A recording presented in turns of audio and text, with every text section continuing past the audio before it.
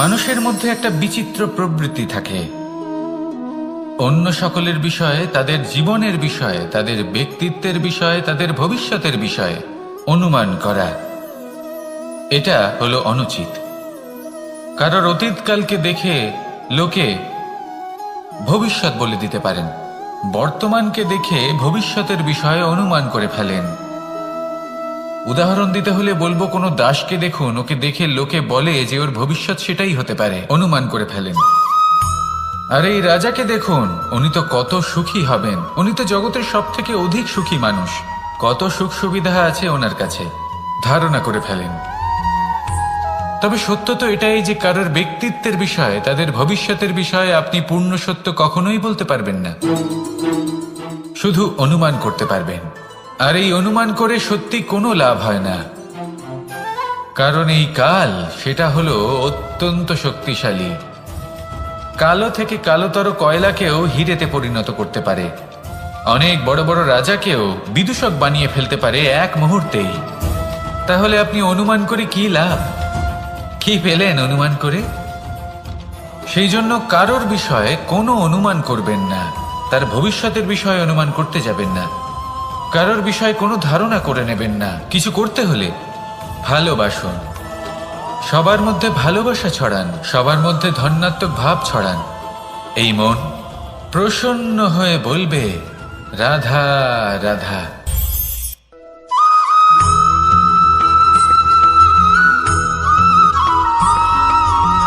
পঞ্চতত্ত্বের মধ্যে দ্বিতীয় তত্ত্ব হল ধরণী, ভূমি, যাকে আমরা ধরণী মাতা বলি। এই ধরণী ধৈর্য ধারণ করে, আর এর ওপরেই আমাদের সমগ্র সংসার নির্ভরশীল। কারণ এই ভূমি সহ্য ক্ষমতা রাখে, এর সহ্য ক্ষমতা হলো অপরিসীম। সন্তান যতই আঘাত প্রদান করুক না কেন, প্রেম পূর্বক সহ্য করে, আর তার বদলে অমূল্য রত্ন প্রদান করে। সন্তান যদি হাল চালায়, তাহলে তার বদলে তাকে অন্ন প্রদান করে। এটাই হলো ধরণী। এবার এর থেকে আমরা কি শিক্ষা পেতে পারি? এটাই যে কারোর জন্য কিছু করা বা কাউকে কিছু দেওয়া মনে কোনো কামনা ছাড়াই।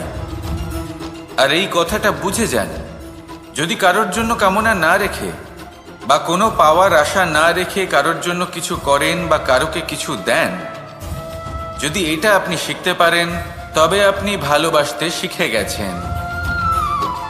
আর সেই জন্যই এই ধরিত্রীকে মাতা বলা হয়। কারণ মাতা শুধু উনি নন যিনি গর্ভে সন্তানকে ধারণ করেন, মাতা তো উনিও যিনি জীবন বাঁচতে শেখান, যিনি জীবন বাঁচার উদাহরণ প্রদান করেন। তাহলে ধরণীর থেকে এই নিঃস্বার্থ ভাব শিখুন, নিঃস্বার্থ ভালোবাসা শিখুন, আর এই ভালোবাসার সাথেই বলুন, রাধা রাধা।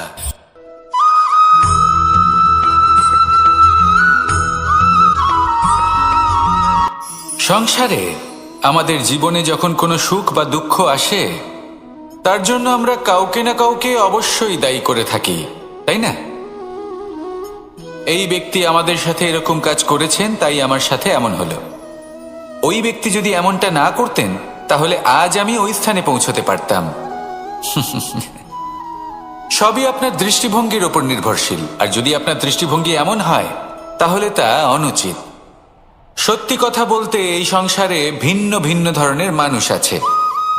এটা আপনার উপর নির্ভর করছে কিভাবে তাদের স্বাগত জানাবেন।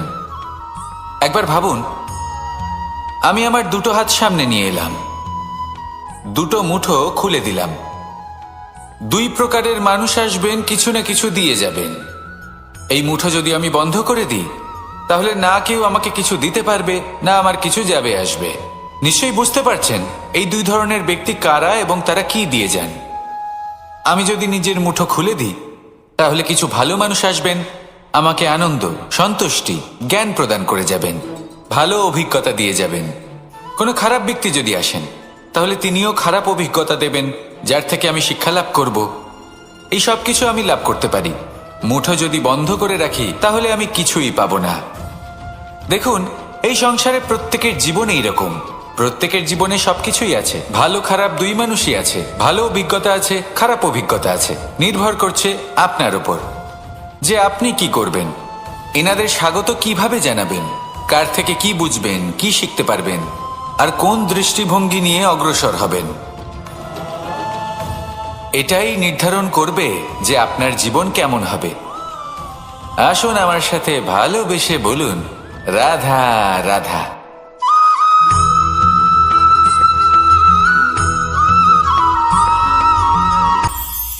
এটা হলো ধান গাছ। এর থেকে যে চাল উৎপন্ন হয় তা মানুষ গ্রহণ করেন। আর এটা কি? এ হলো জংলি ঘাস। একবার ভেবে দেখুন, যদি এই জংলি ঘাস ধান গাছের আশেপাশে থাকে তাহলে কি হবে? ধান উৎপন্ন হতে পারবে? তা উৎকৃষ্ট হতে পারবে? আমরা কি তা গ্রহণ করতে পারবো? কখনোই নয়। এই জংলি ঘাস ধানকে নষ্ট করে দেবে, কিন্তু নিজে জীবিত থাকবে। এটাই হলো আজকের শিক্ষা। এই সংসারে যদি আপনি নীতির পথে চলতে চান, উচিত কর্ম করতে চান, সংসারকে সেবা করতে চান, তাহলে জংলি ঘাসের মতো ব্যক্তিদের থেকে সবসময় দূরে থাকতে হবে।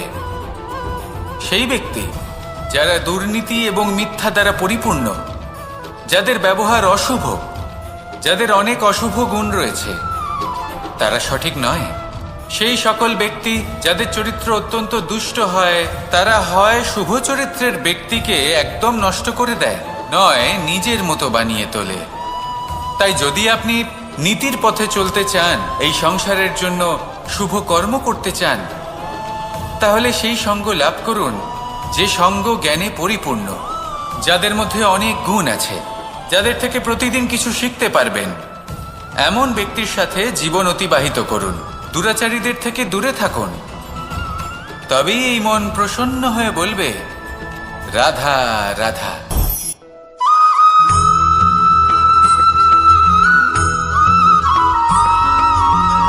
মানুষের মানসিকতা এমন হয় যে সে যতটা করে আশা করে যে তার থেকে অনেক বেশি তার বদলে সে পাবে। দেখুন, সবকিছুই আপনার ভাবনা চিন্তার উপর নির্ভর করছে। আপনি যদি ফলের বিষয়ে ভেবে কর্ম করতে থাকেন তাহলে সেটা অনুচিত। জীবনের আসল আনন্দ হলো নিজের কর্ম করতে থাকা, ফলের চিন্তা করা উচিত নয়। যদি আপনি এরকম ভাবেন যে আমি এতটা করছি, আমার এতটা পাওয়া উচিত, সেই ভাবনা অনুচিত। যদি আপনি সেবার মানসিকতা নিয়ে কর্ম করতে থাকেন, কর্মচক্রে প্রবাহিত হন, যদি আপনি এমন ভাবনা রাখেন যে আমি এতটা পাচ্ছি তাই এর থেকে অনেক বেশি আমি কর্ম করব, তাহলে নিশ্চিত রূপে আপনি যতটা করছেন তার থেকে অনেক বেশি আপনি পাবেন। আপনার আশার থেকে অনেক বেশি আপনি পাবেন।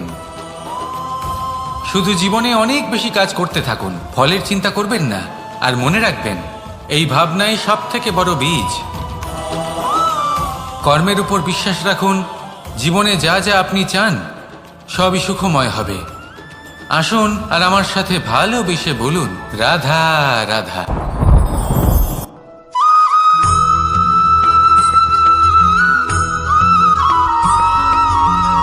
আপনি কখনো কোনো বাজকে নিজের বাসা বানাতে দেখেছেন?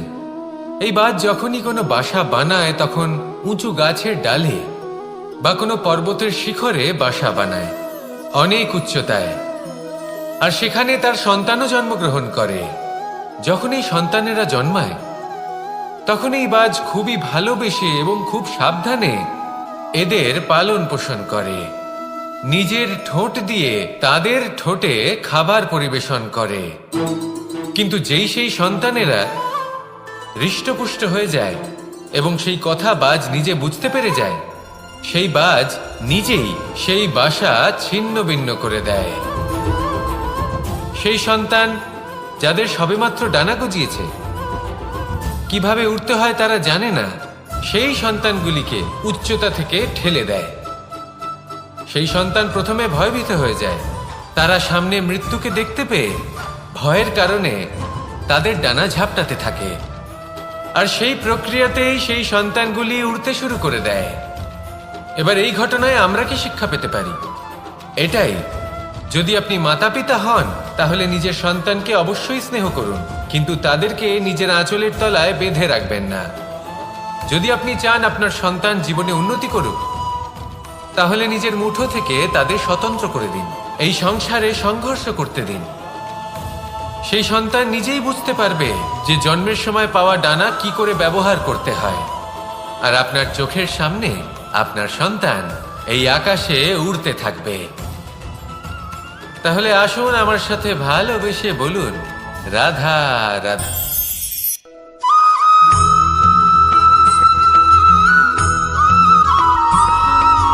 বসন্ত ঋতু, এই সময় মন আনন্দে ভরে থাকে। এমন মনে হয় যেন আমরা আকাশে বিচরণ করতে চলে যাই, কিন্তু সেটা তো সম্ভব নয়। সেই জন্য হয়তো আমরা ঘুড়ি ওড়াই, এই ঘুড়িকে নিজেদের প্রতিরূপ মনে করে। এবার অনেক মানুষ আছেন যারা ঘুড়ি ওড়ান, কিন্তু এই কর্মের সারমর্ম কি সেটা কজন বুঝতে পারেন? আপনি এটা মনে করুন যে আপনি হলেন সেই ঘুড়ি, আর এই সুতো যিনি ধরে রয়েছেন তিনি হলেন পরমাত্মা। আর এই সুতো যেখান থেকে শুরু হয় সেই লাটাই হলো আমাদের কর্মচক্র। এবার আপনি নিজেই অনুমান করুন যে এই উড়ান কার ওপর নির্ভরশীল? পরমাত্মার ওপর আর আপনার কর্মের ওপর। যদি পরমাত্মা আপনার হাত ধরে থাকেন, আপনার সাথে থাকেন, যদি আপনি শুভ কর্ম করতে থাকেন, আপনি এই আকাশে উড়তে থাকবেন। কিন্তু কোথাও কোথাও যদি পরমাত্মার সাথে এই বন্ধন ছিন্ন হয়, আপনার কর্মচক্র খারাপ হয়ে যায় বা থেমে যায়, তাহলে আপনার এই ঘুড়ি কেটে যাবে আর দূরে কোনো গাছের ডালে গিয়ে আটকে যাবে। তাই শুধুমাত্র ঘুড়ি ওড়াবেন না, তার থেকে শিখুন, পরমাত্মার সাহচর্যে থাকুন, সবসময় শুভ কর্ম করতে থাকুন আর সবসময় এই আকাশে উড়তে থাকুন। আসুন আর আমার সাথে ভালোবেসে বলুন, রাধা।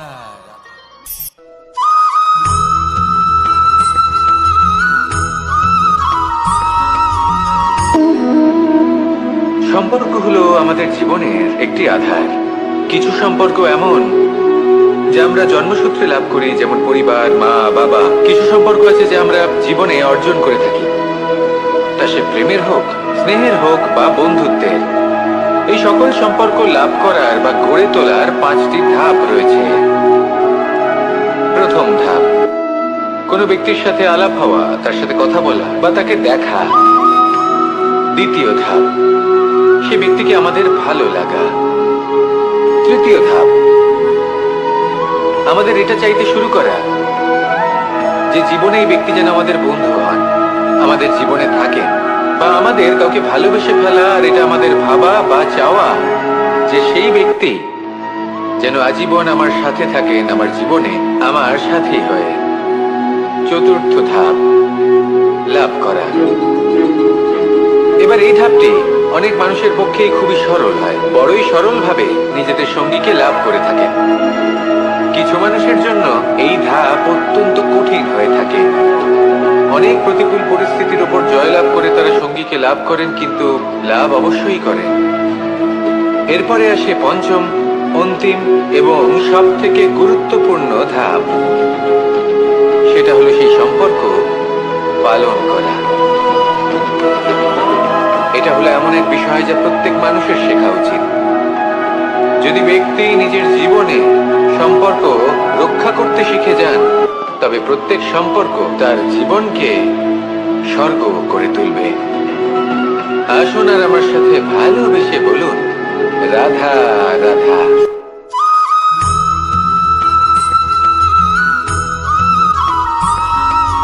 জীবনে যখন কোনো ব্যক্তি নিজের লক্ষ্য প্রাপ্তির জন্য নিরন্তর পরিশ্রম করতে থাকেন, চেষ্টা করতে থাকেন, তখন তিনি কষ্ট অনুভব করেন, কখনো শারীরিক কষ্ট, কখনো মানসিক কষ্ট। এবার উনি এটা ভাবতে থাকেন যে আমি কি উচিত করছি নাকি অনুচিত করছি। কারণ অন্যদিকে এমন একজন ব্যক্তিও আছেন যিনি একদমই পরিশ্রম চেষ্টা করছেন না। তিনি মদিরা পান করেন, বিলাসিতায় জীবন কাটান, অলস প্রকৃতির হয়ে ওঠেন, নিদ্রাতে বিলীন হয়ে থাকেন আর ভাবেন যে তিনি সুখ লাভ করছেন। কিন্তু এরকম কেন হয়? কারণ যখন আমরা সৎ পথে থাকি, উচিত পথে চলি, লক্ষ্য প্রাপ্ত করার জন্য চেষ্টা করতে থাকি, তখন আমাদের ভেতরে থাকা নেতিবাচক শক্তি এবং পাপ এই দেহকে ত্যাগ করে দেয়। আর এই অনুভূতিটাই আমাদের দুঃখের অনুভূতি দেয়, কষ্ট দেয়। এবার সেখানে যদি আমরা কুপথে চলি, অনুচিত পথে চলতে থাকি, তাহলে আমাদের ভেতরে থাকা পুণ্য এবং ধনাত্মক শক্তি আমাদের দেহ ত্যাগ করে দেয়। আর এই অনুভূতির কারণেই আমরা সুখ অনুভব করি। কিন্তু কখনো ভাববেন যে এই সুখ বেশি সময় পর্যন্ত থাকে না। সেই জন্য সবসময় মনে রাখবেন, যদি আপনি জানেন যে এটাই আপনার লক্ষ্য, এটাই উচিত পথ, শুভ পথ, তাতে নিরন্তরভাবে এগিয়ে যেতে চেষ্টা করতে থাকুন। এই কষ্ট আপনাকে সুখের পরাকাষ্ঠায় কখন পৌঁছে দেবে তা আপনি জানতেই পারবেন না। আসুন আমার সাথে ভালোবেসে বলুন, রাধা রাধা।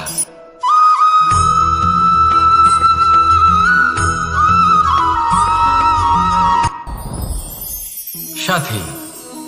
সাথী এই শব্দটির ব্যাখ্যা কে কিভাবে করে? মিত্র, সখা, বন্ধু। কিন্তু অর্থ একটাই, তিনি যিনি আপনার সঙ্গী হন আর তিনি যার সাথী আপনি হন। এবার সব থেকে বড় প্রশ্ন হলো এটাই যে তিনি কে হতে পারেন যাকে আপনি আপনার সাথী বলে মেনে নিতে পারেন, নিজের সখা, নিজের মিত্র, নিজের বন্ধু মেনে নিতে পারেন। আপনার সাথী হলেন তিনি যিনি দুঃখের সময় আপনার পাশে থাকবেন, আপনার হাত ধরে থাকবেন। আপনার সাথী হলেন তিনি যার হাত আপনি নিজের সুখের দিনে ধরে থাকবেন। সেই সাথীরই হাত ধরুন যিনি দুঃখে সবসময় আপনাকে সাহায্য করার জন্য তৎপর হয়ে থাকেন, আপনার পাশে থাকেন, আর যাকে সুখের দিনে আপনি আপনার সাথে রাখতে পারেন। আর যখন আপনার সাথে আপনার এই সাথী থাকবে, তখন আপনি এটা বুঝবেন যে যখন জীবনে দুঃখ আসে, তখন এই দুঃখ কমে যায়, সবার মধ্যে ভাগ হয়ে যায়। আর যদি তখন সুখ আসে, তাহলে সেটা সবার উপস্থিতিতে আরো বেড়ে যায়। এটাই হলো প্রেম, এটাই হলো ভালোবাসা, এটাই হলো সঙ্গ। যেমন সম্পর্ক আমার আর রাধার মাঝে। তাহলে আসুন আর আমার সাথে ভালোবেসে বলুন, রাধা রাধা।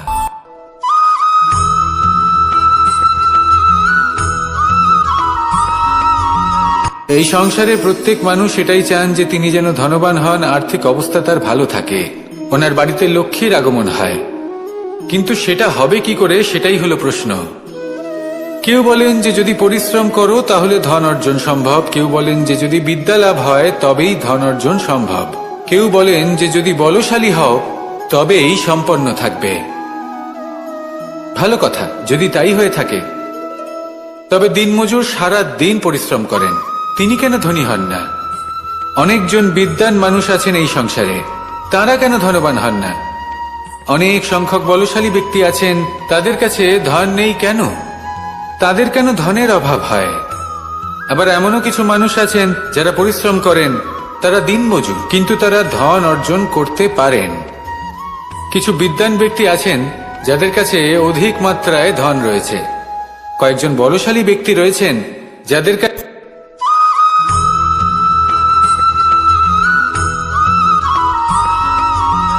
পঞ্চতত্ত্বের মধ্যে দ্বিতীয় তত্ত্ব হল ধরণী, ভূমি, যাকে আমরা ধরণী মাতা বলি।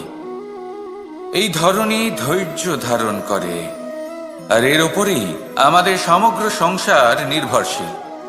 কারণ এই ভূমি সহ্য ক্ষমতা রাখে, এর সহ্য ক্ষমতা হল অপরিসীম। সন্তান যতই আঘাত প্রদান করুক না কেন, প্রেম পূর্বক সহ্য করে, আর তার বদলে অমূল্য রত্ন প্রদান করে। সন্তান যদি হাল চালায়, তাহলে তার বদলে তাকে অন্ন প্রদান করে। এটাই হলো ধরণী। এবার এর থেকে আমরা কি শিক্ষা পেতে পারি? এটাই যে কারোর জন্য কিছু করা বা কাউকে কিছু দেওয়া মনে কোনো কামনা ছাড়াই। আর এই কথাটা বুঝে যান, যদি কারোর জন্য কামনা না রেখে বা কোনো পাওয়ার আশা না রেখে কারোর জন্য কিছু করেন বা কারোকে কিছু দেন, যদি এটা আপনি শিখতে পারেন তবে আপনি ভালোবাসতে শিখে গেছেন। আর সেই জন্যই এই ধরিত্রীকে মাতা বলা হয়। কারণ মাতা শুধু উনি নন যিনি গর্ভে সন্তানকে ধারণ করেন, মাতা তো উনিও যিনি জীবন বাঁচতে শেখান, যিনি জীবন বাঁচার উদাহরণ প্রদান করেন। তাহলে ধরনীর থেকে এই নিঃস্বার্থ ভাব শিখুন, নিঃস্বার্থ ভালোবাসা শিখুন, আর এই ভালোবাসার সাথেই বলুন রাধা রাধা।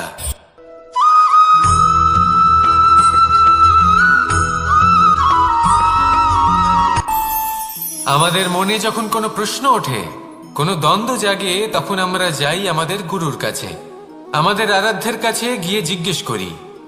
এইভাবেই একদিন আমি পৌঁছলাম আমার আরাধ্যের কাছে, আমার মহাদেবের কাছে, আর ওনাকে প্রশ্ন করলাম যে মহাদেব, জীবনে আনন্দ পাওয়ার, উৎসব পালনের, প্রেম ভাগ করে নেবার, জীবনকে উপভোগ করে নেওয়ার সর্বশ্রেষ্ঠ সময় কোনটা?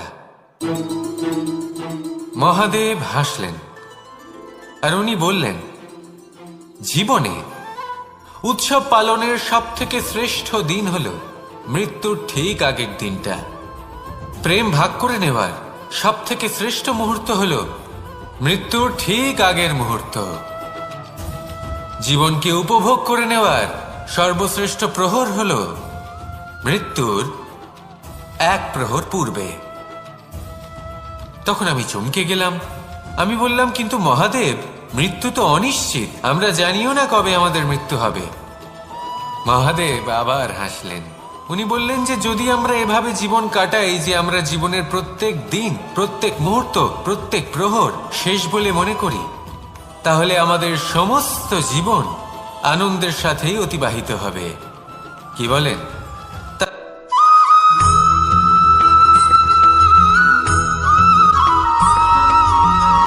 সংসারে আমাদের জীবনে যখন কোনো সুখ বা দুঃখ আসে, তার জন্য আমরা কাউকে না কাউকে অবশ্যই দায়ী করে থাকি, তাই না?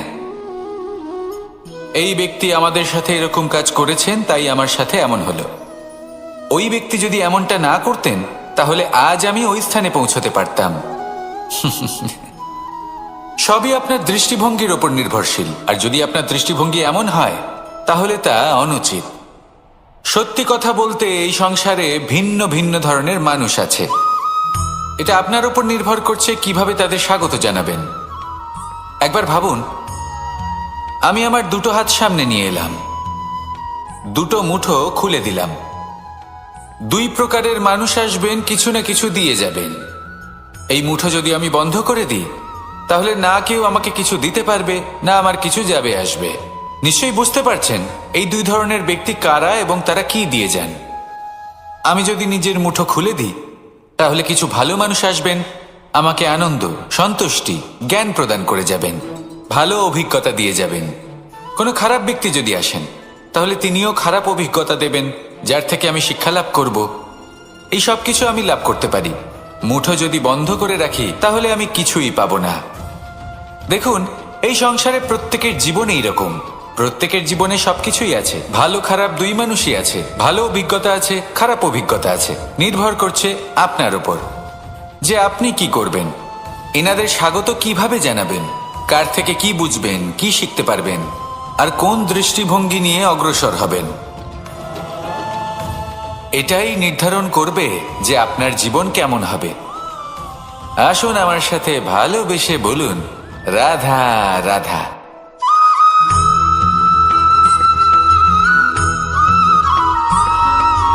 জীবনে অগ্রসর হওয়ার জন্য আমাদের কাকে প্রয়োজন হয়? মাতা পিতা, বন্ধু, প্রেম, সাহায্য, অর্থ, পরিশ্রম, আশা। ভিন্ন ভিন্ন মানুষ ভিন্ন ভিন্ন বিকল্প চয়ন করে। যদি আমি আপনাকে বলি, তাহলে জয় আর পরাজয়ের মন্ত্র দুটো শব্দের উপর নির্ভর করে, মেনে নেওয়া আর দৃঢ় হওয়া। যদি মেনে নেন, তাহলে হেরে যাবেন। যদি দৃঢ় হন, তাহলে নিশ্চিত রূপে জয়ী হবেন। যদি কখনো আপনি ক্লান্ত হয়ে ওঠেন, আপনি দুঃখী হন, পুরোপুরি ভেঙে পড়েছেন, তখন মেনে নেবেন না যে আপনি ভেঙে পড়েছেন, নয়তো হেরে যাবেন। তখন উল্টে স্থির করবেন যে যাই হয়ে যাক না কেন, আমি জয়ী হবই। আর আপনি দেখবেন যে জয় নিশ্চিত রূপে আপনার কাছেই আসবে। তাহলে এই কথা মনে রাখবেন আর আমার সাথে ভালোবেসে বলবেন, রাধা রাধা।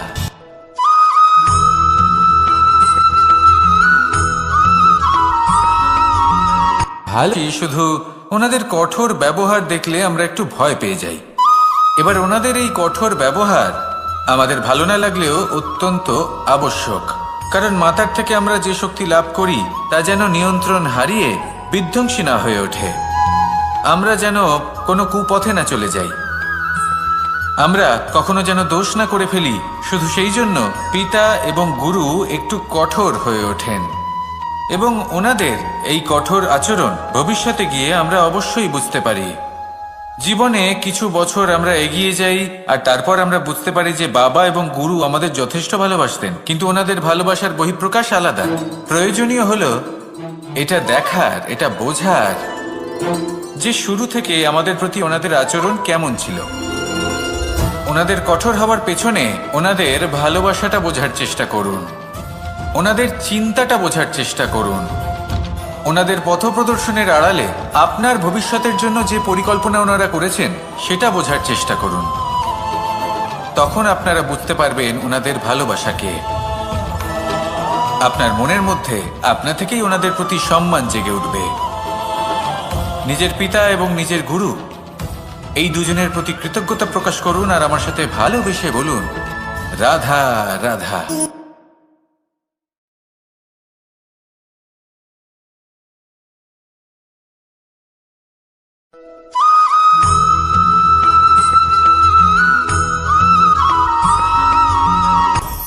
আপনি কখনো পর্বতের শিখরে উঠেছেন? আপনি দেখতে পাবেন পর্বতের পদতলে প্রচুর সুন্দর ফুল রয়েছে, সবুজ বনানী রয়েছে। যত আপনি ওপরে উঠতে থাকবেন তত ফুল কমতে থাকবে, সবুজ বনানী কমতে থাকবে। আরো কিছুটা ওপরে উঠলে কাঁটা জাতীয় গাছ দেখতে পাবেন, শুকনো গাছ দেখতে পাবেন।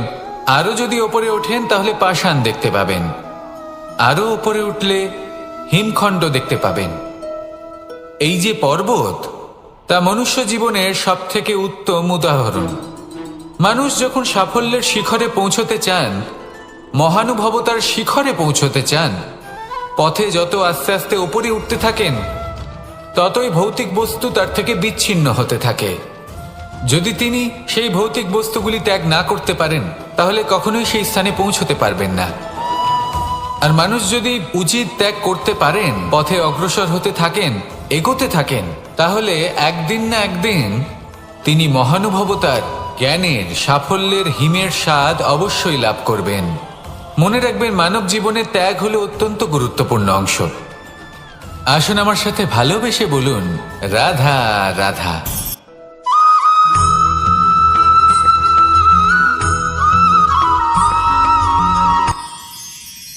মানুষ তার জীবনে দুই ধরনের পরিস্থিতিকে খুব ভয় পায়।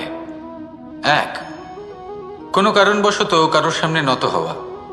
দুই, কোনো কারণে নিজের চরিত্র থেকে, নিজের মূল্যবোধ থেকে বিচ্যুত হওয়া।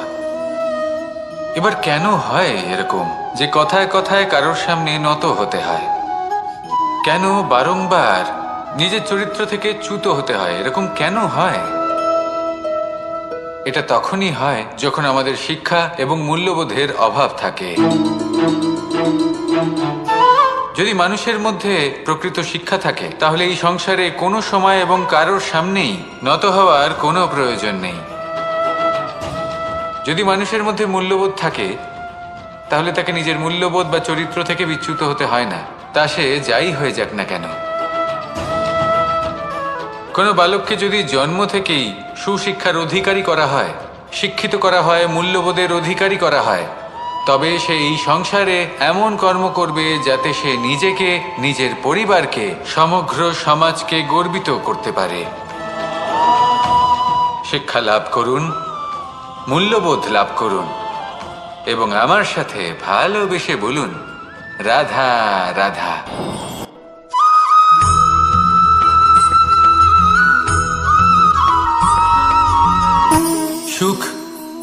দুঃখ এবং শক্তি। এই তিন হলো এই সংসারের ত্রিদেবের মতো। আমাদের জীবনে যা কিছু ঘটছে এই তিনটির ভিত্তির উপরেই হচ্ছে। আসলে এই সংসারের একটা নিয়ম আছে, যখনই আপনি কিছু লাভ করেন এই সংসার আপনার পরীক্ষা নেয়। এটা জানার জন্য আপনার পরীক্ষা নেয় যে আপনি যা কিছুই লাভ করেছেন আপনি কি আদৌ সেটার যোগ্য কিনা। ঠিক সেইভাবেই এই সুখ, দুঃখ এবং শক্তি আপনার পরীক্ষা নিয়ে থাকে। যখন সুখ আসে তখন সে আপনার পরীক্ষা নেয় যে আপনার মধ্যে অহংবোধ জাগ্রত হয়নি তো। যদি অহংবোধ চলে আসে তাহলে সুখ সেখানেই সঙ্গ ত্যাগ করে। দুঃখ আপনার ধৈর্যের পরীক্ষা নিতে থাকে, আর যদি আপনার মধ্যে ধৈর্য না থাকে তাহলে এটা আপনাকে আরো বেশি দুঃখের গভীর অন্ধকারে ঠেলে দেবে।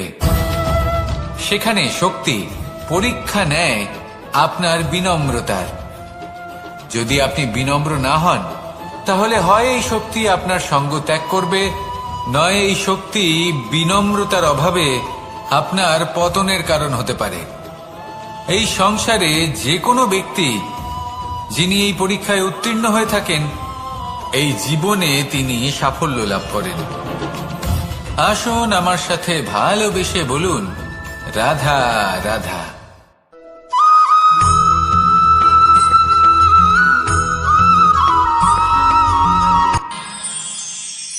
আমরা সবাই সূর্যকে সম্মান কেন করি? কারণ আমরা জানি যে সন্ধেবেলা যখন সূর্যাস্ত হবে তখন শুধুমাত্র অন্ধকার বাকি থাকবে। ঠিক কিছুটা এরকমই হয় আমাদের মাতা পিতাও, যিনি আমাদের জন্ম দেন, আমাদের ভরণ পোষণ করেন, আমাদের বড় করেন, আমাদের প্রেম প্রদান করেন। কখনো কখনো তাদের মুখ থেকে কটু কথা নিঃসৃত হয়, আমাদের দুঃখ হয়, কিন্তু তখন আমাদের এটা বোঝা উচিত এগুলি নিঃসৃত হচ্ছে আমাদেরই মঙ্গলের জন্য। যেমন সূর্যদেব, উনিও উত্তাপ দিয়ে থাকেন আমাদেরই মঙ্গলের জন্য, যাতে ফসল পাকতে পারে, যাতে জল বাষ্প হয়ে মেঘ হতে পারে, বৃষ্টি হতে পারে, আর এই সংসারে নিরন্তর জলের প্রবাহ থাকে। আমাদের মাতা পিতা, তাদের কঠোর আচরণ, তাদের কঠোর অনুশাসনের পেছনে লুকিয়ে থাকে ওনাদের ভালোবাসা। আমাদের তা বুঝতে হবে, সসম্মানে ওনাদের গ্রহণ করতে হবে। কারণ ঠিক সূর্যাস্তের পরে যেমন চতুর্দিক অন্ধকারচ্ছন্ন হয়ে যায়, তেমনি আমাদের জীবন থেকে যখন আমাদের মাতা পিতা চলে যায় তখন আমাদের জীবনেও শুধু এবং শুধুমাত্র অন্ধকারই ছেয়ে থাকে। সেই জন্য নিজের মাতা পিতাকে সম্মান করুন, ওনাদের ভালোবাসা প্রদান করুন। এই মন আর এই জীবন প্রসন্ন হয়ে বলবে, রাধা রাধা।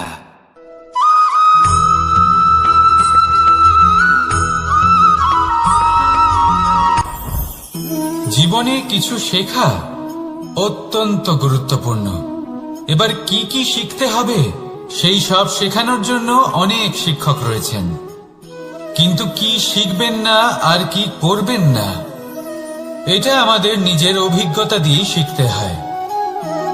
কিন্তু তার মানে এটা নয় যে যদি আপনাকে শিখতে হয় যে আগুনের তাপ কতটা, আপনাকে আগুনের মধ্যে হাত দিতে হবে। না, অন্য কারোর অভিজ্ঞতা দ্বারাও শিখতে পারেন। প্রশ্ন শুধুমাত্র একটাই যে আপনি কি শিখতে চান নাকি চান না। যদি আপনি এটাই ভাবেন যে আমি শুধুই নিজের অভিজ্ঞতা দ্বারাই শিখতে চাই, তাহলে জীবনকাল ছোট মনে হবে, অনেক কিছুই শিখতে পারবেন না। তাই নিজের সাথে সাথে বড়দের অভিজ্ঞতার দ্বারাও শেখা শুরু করে দিন। এই সংসারের অভিজ্ঞতা দ্বারা শিখতে শুরু করে দিন। আর এটা নিশ্চিত রূপে শেখা আবশ্যক যে কখন কি করবেন না, কোথায় থামতে হবে আর কোথায় থামবেন না। তাহলে আসুন আর আমার সাথে ভালোবেসে বলুন, রাধা রাধা।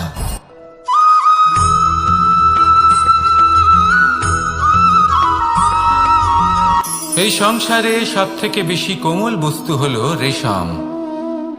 এই রেশম এতটাই কোমল হয় যে এর পুরো একটা থান শুধুমাত্র একটা হাতে ধরা সম্ভব। কখনো ভেবে দেখেছেন এই রেশম কিভাবে হয়? একটি কীট তার লালার দ্বারা উৎপন্ন হয়। এই কীট সেই রেশমকে পাক দিতে থাকে, পাক দিতেই থাকে আর আস্তে আস্তে তার মধ্যেই জড়িয়ে পড়ে। শেষে ওর এই সুন্দর অমূল্য সৃষ্টি রেশমের এই সুতো, তার নির্মাণ কার্য পূর্ণ হয়। কিন্তু তাতেই ও নিজে বন্দী হয়ে যায়। নিজেরই মায়াজালের এই বন্দী গৃহে নিজেই ফেঁসে যায়। এবার এই সুতোকে ব্যবহারযোগ্য করে তোলার জন্য এই কীটগুলিকে এই কবচের সাথেই ফুটন্ত জলে ফেলে দেওয়া হয়। এই সংসারে যদি আমাদের স্বপ্ন এই সংসারের দুঃখ হরণ করার জন্য, এই সংসারে সুখ বিতরণ করার জন্য হয়, তবেই আমাদের প্রগতি সম্ভব। যদি আমাদের এই স্বপ্ন শুধুই আমাদের এবং আমাদের স্বার্থ সিদ্ধির জন্য হয়, তাহলে এই স্বপ্ন আমাদের অন্ধ করে দেবে, আমাদের অন্ধকারের পথে নিয়ে যাবে, আর আমরাও সেই কীটের মতো হয়ে যাব। নিজেদেরই মায়াজালে আমরা নিজেই ফেঁসে যাব, আর শেষে আমরা যদি কিছু লাভ করি তা হবে একাকিত্ব, অন্ধকারময় মৃত্যু। তাই স্বপ্ন অবশ্যই দেখুন, কিন্তু এমনভাবে স্বপ্ন দেখবেন না যে তার এই বন্দিগৃহে আপনি নিজেই ফেঁসে গেলেন। স্বপ্ন দেখুন পরোপকারে।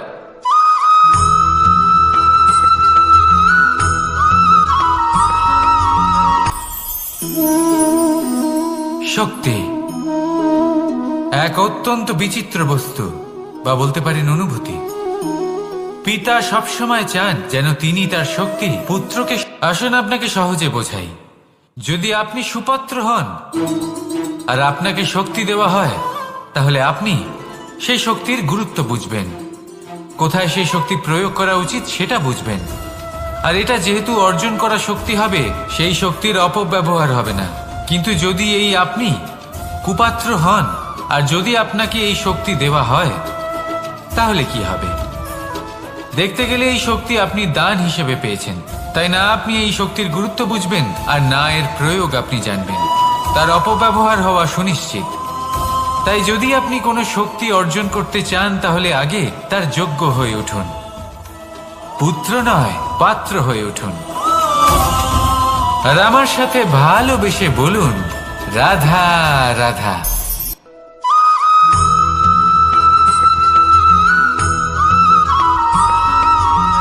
এই সংসারে প্রত্যেক মানুষ এটাই চান যে তিনি যেন ধনবান হন, আর্থিক অবস্থা তার ভালো থাকে, ওনার বাড়িতে লক্ষ্মীর আগমন হয়।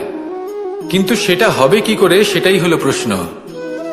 কেউ বলেন যে যদি পরিশ্রম করো তাহলে ধন অর্জন সম্ভব, কেউ বলেন যে যদি বিদ্যা লাভ হয় তবেই ধন অর্জন সম্ভব, কেউ বলেন যে যদি বলশালী হও তবেই সম্পন্ন থাকবে।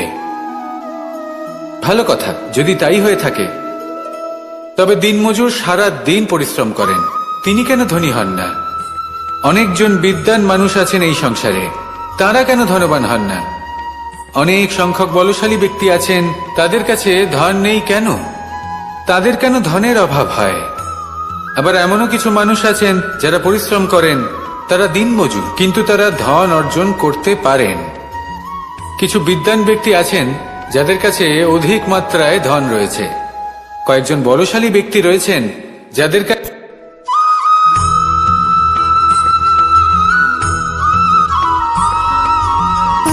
সুখ, দুঃখ এবং শক্তি, এই তিন হলো এই সংসারের ত্রিদেবের মতো। আমাদের জীবনে যা কিছু ঘটছে এই তিনটির ভিত্তির উপরেই হচ্ছে। আসলে এই সংসারের একটা নিয়ম আছে, যখনই আপনি কিছু লাভ করেন, এই সংসার আপনার পরীক্ষা নেয়। এটা জানার জন্য আপনার পরীক্ষা নেয় যে আপনি যা কিছুই লাভ করেছেন, আপনি কি আদৌ সেটার যোগ্য কিনা। ঠিক সেইভাবেই এই সুখ, দুঃখ এবং শক্তি আপনার পরীক্ষা নিয়ে থাকে। যখন সুখ আসে তখন সে আপনার পরীক্ষা নেয় যে আপনার মধ্যে অহংবোধ জাগ্রত হয়নি তো। যদি অহংবোধ চলে আসে তাহলে সুখ সেখানেই সঙ্গ ত্যাগ করে। দুঃখ আপনার ধৈর্যের পরীক্ষা নিতে থাকে, আর যদি আপনার মধ্যে ধৈর্য না থাকে তাহলে এটা আপনাকে আরো বেশি দুঃখের গভীর অন্ধকারে ঠেলে দেবে। সেখানে শক্তি পরীক্ষা নেয় আপনার বিনম্রতার। যদি আপনি বিনম্র না হন, তাহলে হয় এই শক্তি আপনার সঙ্গ ত্যাগ করবে, নয় এই শক্তি বিনম্রতার অভাবে আপনার পতনের কারণ হতে পারে। এই সংসারে যে কোনো ব্যক্তি যিনি এই পরীক্ষায় উত্তীর্ণ হয়ে থাকেন, এই জীবনে তিনি সাফল্য লাভ করেন।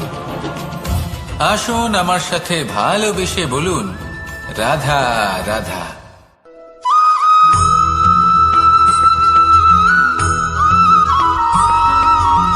পঞ্চতত্ত্বের মধ্যে দ্বিতীয় তত্ত্ব হল ধরণী, ভূমি, যাকে আমরা ধরণী মাতা বলি।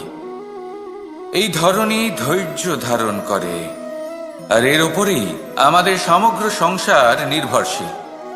কারণ এই ভূমি সহ্য ক্ষমতা রাখে, এর সহ্য ক্ষমতা হল অপরিসীম। সন্তান যতই আঘাত প্রদান করুক না কেন, প্রেম পূর্বক সহ্য করে, আর তার বদলে অমূল্য রত্ন প্রদান করে। সন্তান যদি হাল চালায়, তাহলে তার বদলে তাকে অন্ন প্রদান করে। এটাই হলো ধরণী। এবার এর থেকে আমরা কি শিক্ষা পেতে পারি? এটাই যে কারোর জন্য কিছু করা বা কাউকে কিছু দেওয়া মনে কোনো কামনা ছাড়াই। আর এই কথাটা বুঝে যান, যদি কারোর জন্য কামনা না রেখে বা কোনো পাওয়ার আশা না রেখে কারোর জন্য কিছু করেন বা কারোকে কিছু দেন, যদি এটা আপনি শিখতে পারেন, তবে আপনি ভালোবাসতে শিখে গেছেন। আর সেই জন্যই এই ধরিত্রীকে মাতা বলা হয়। কারণ মাতা শুধু উনি নন যিনি গর্ভে সন্তানকে ধারণ করেন, মাতা তো উনিও যিনি জীবন বাঁচতে শেখান, যিনি জীবন বাঁচার উদাহরণ প্রদান করেন। তাহলে ধরণীর থেকে এই নিঃস্বার্থ ভাব শিখুন, নিঃস্বার্থ ভালোবাসা শিখুন, আর এই ভালোবাসার সাথেই বলুন, রাধা রাধা।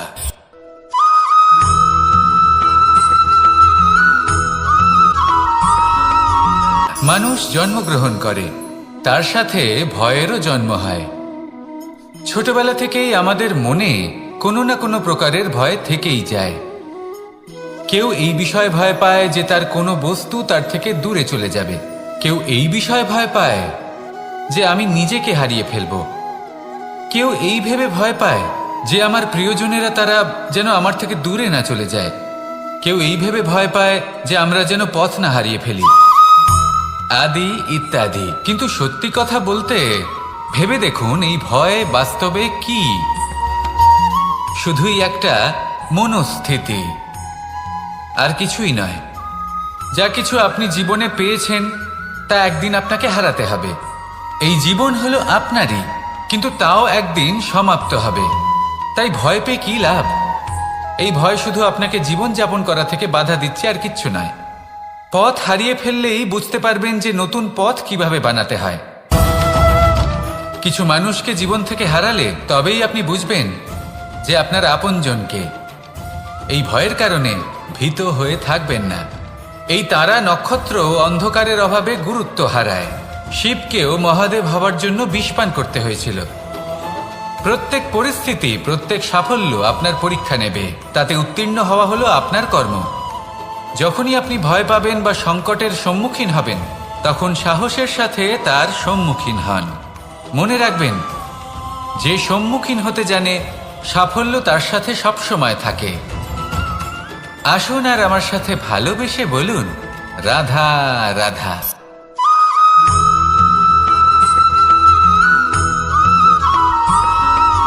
জীবনে অগ্রসর হওয়ার জন্য আমাদের কাকে প্রয়োজন হয়?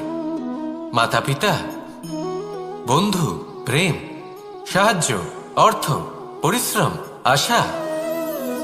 ভিন্ন ভিন্ন মানুষ ভিন্ন ভিন্ন বিকল্প চয়ন করে। যদি আমি আপনাকে বলি,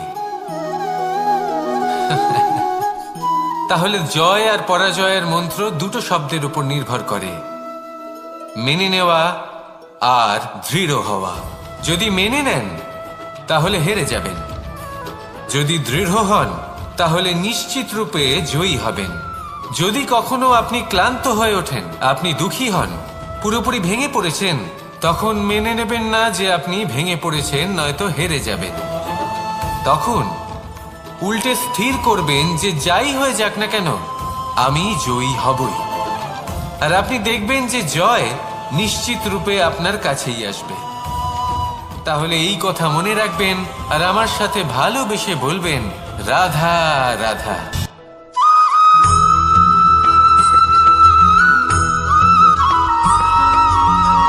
এই সংসারে কোনো বস্তু হোক বা ব্যক্তি হোক, তার একার গুরুত্ব কিন্তু খুব বেশি নয়। একটা উদাহরণ হিসেবে বৃষ্টির ফোঁটাকে ভেবে দেখুন। যদি একটি বৃষ্টির ফোঁটা হয় তাহলে তার খুব বেশি গুরুত্ব থাকে না, কিন্তু যখন সহস্র বৃষ্টির ফোঁটা মেঘের মধ্যে দিয়ে ঝরে পড়ে, তখন সেটা বর্ষার রূপ ধারণ করে। সেই বর্ষা যা এই প্রকৃতিকে শান্ত করে। সেইভাবেই পাথরের ছোট টুকরো, তার খুব বেশি গুরুত্ব থাকে না, কিন্তু যখন অসংখ্য পাথরের টুকরো একত্রিত হয় তখন তা পর্বতের আকার ধারণ করে। সেইভাবেই কিছু মানুষ যখন একত্রিত হন তখন তৈরি হয় পরিবার, কিছু পরিবার যখন একত্রিত হয় তখন তৈরি হয় সমাজ, যখন অনেক সংখ্যক সমাজ একত্রিত হয় তখন তৈরি হয় রাজ্য। এবার এই রাজ্যের সবথেকে গুরুত্বপূর্ণ ব্যক্তি হতে পারেন রাজা, কিন্তু তাও সেই রাজা একা কিছু করতে পারেন না। যুদ্ধ লড়ার সময় তারও নিজের সৈন্যদলকে প্রয়োজন পড়ে। কিন্তু এই সংসারে এমন একজন ব্যক্তি আছেন যিনি একাই সব কাজ করতে থাকেন, এবং সেই ব্যক্তি হলেন মা। আমাদের জীবনে একজন পিতার ভূমিকা কিন্তু নিঃসন্দেহে অমূল্য, কিন্তু আমাদের সকলের জীবনে যে ভূমিকা একজন মায়ের তা অন্য কারোর থাকে না। একজন মা একাই সন্তানকে বড় করতে পারেন, সংস্কারী করে তুলতে পারেন, তার জন্য পরিশ্রম করেন। আর এত কিছু কাজ করার পরেও তার কাজের জন্য তিনি প্রশংসা অবশ্য পান না। উল্টে যদি সেই সন্তান অনুচিত পথে চালিত হয়, অনুচিত কর্ম করে, তখন সেই মাকেই অপবাদের পাত্র হয়ে উঠতে হয়। আমাদের জীবনে মায়ের যোগদান কতটা সেটা বুঝুন। আপনাকে বড় করে তোলার জন্য উনি কতটা পরিশ্রম করেছেন সেটা বুঝুন। আজ থেকে, এখন থেকে, এই মুহূর্ত থেকে মাকে সম্মান করতে শিখুন। যখন সময় পাবেন, যখন সুযোগ হবে, তখন তার প্রশংসা করুন, ওনারও ভালো লাগবে। আর মায়ের এই মমতার জন্য, তার এই ভূমিকার জন্য আসুন সবাই মিলে আমরা তাকে প্রণাম করি, আর সকলে মিলে ভালোবেসে বলি, রাধা রাধা।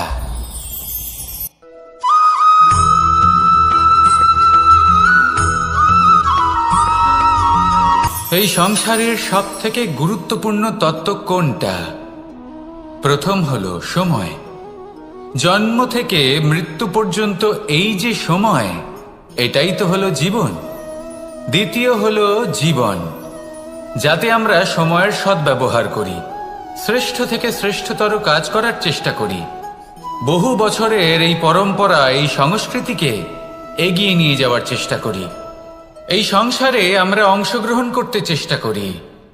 তৃতীয় হলো ধন, সেই ধন যা প্রত্যেক ব্যক্তি অর্জন করতে চেষ্টা করেন। এবার এই তিনটি তত্ত্বের মধ্যে একটা সামঞ্জস্য আছে, সমান ব্যাপার আছে। সে ধনই হোক বা সময় হোক বা হোক জীবন। আর সেই সমান ব্যাপার হলো যে যদি আপনি এটা গণনা করতে থাকেন তাহলে তা কমতে থাকে, যদি আপনি এটা ব্যবহার করেন তাহলে তা বাড়তে থাকে।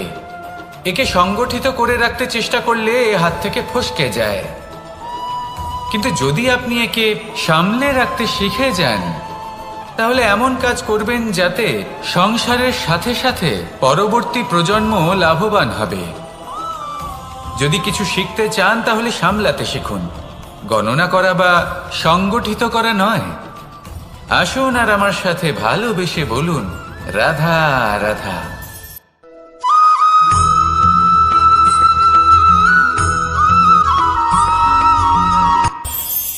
এই সংসারে আমরা প্রকাশ কোথা থেকে পাই? এর উত্তর বড়ই সরল। ভোরে যখন সূর্যোদয় হয় তখন প্রকাশের কিরণ আমাদের ঘরে এসে পৌঁছয়। এইভাবেই আমরা প্রকাশ লাভ করি। এবার এই প্রকাশের আলোতেই আমরা সারাদিনের কাজ সম্পন্ন করি। সন্ধে হয়ে যায়, সূর্যাস্তও হয়ে যায়, আর আমাদের ঘর যাতে অন্ধকার না হয় তার জন্য আমরা একটা প্রদীপ প্রজ্বলিত করি। এটাই ঘটে আমাদের জীবনেও।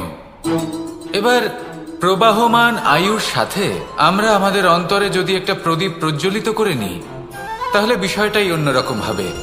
এবার আপনি বলবেন কোন প্রকাশের কথা বলছি যা আমাদের অন্তরে জাগ্রত করা সম্ভব? আমাদের আত্মার মাঝে প্রেমের প্রকাশ জাগ্রত করার কথা বলছি। কারণ আমাদের এই জীবন এও হলো দিনের আলোর মতো। আজ প্রকাশ আছে, কিন্তু কোনোদিন অবশ্যই অস্ত হবে। কিন্তু অস্ত হবার আগে যদি আমরা আমাদের আত্মার মাঝে প্রেমের এই প্রকাশ উজ্জ্বলিত করে নিই, তাহলে আমাদের সন্ধ্যাকালও আমরা আনন্দে এবং প্রেমে যাপন করব। তাহলে আসুন আর আমার সাথে ভালোবেসে বলুন, রাধা রাধা।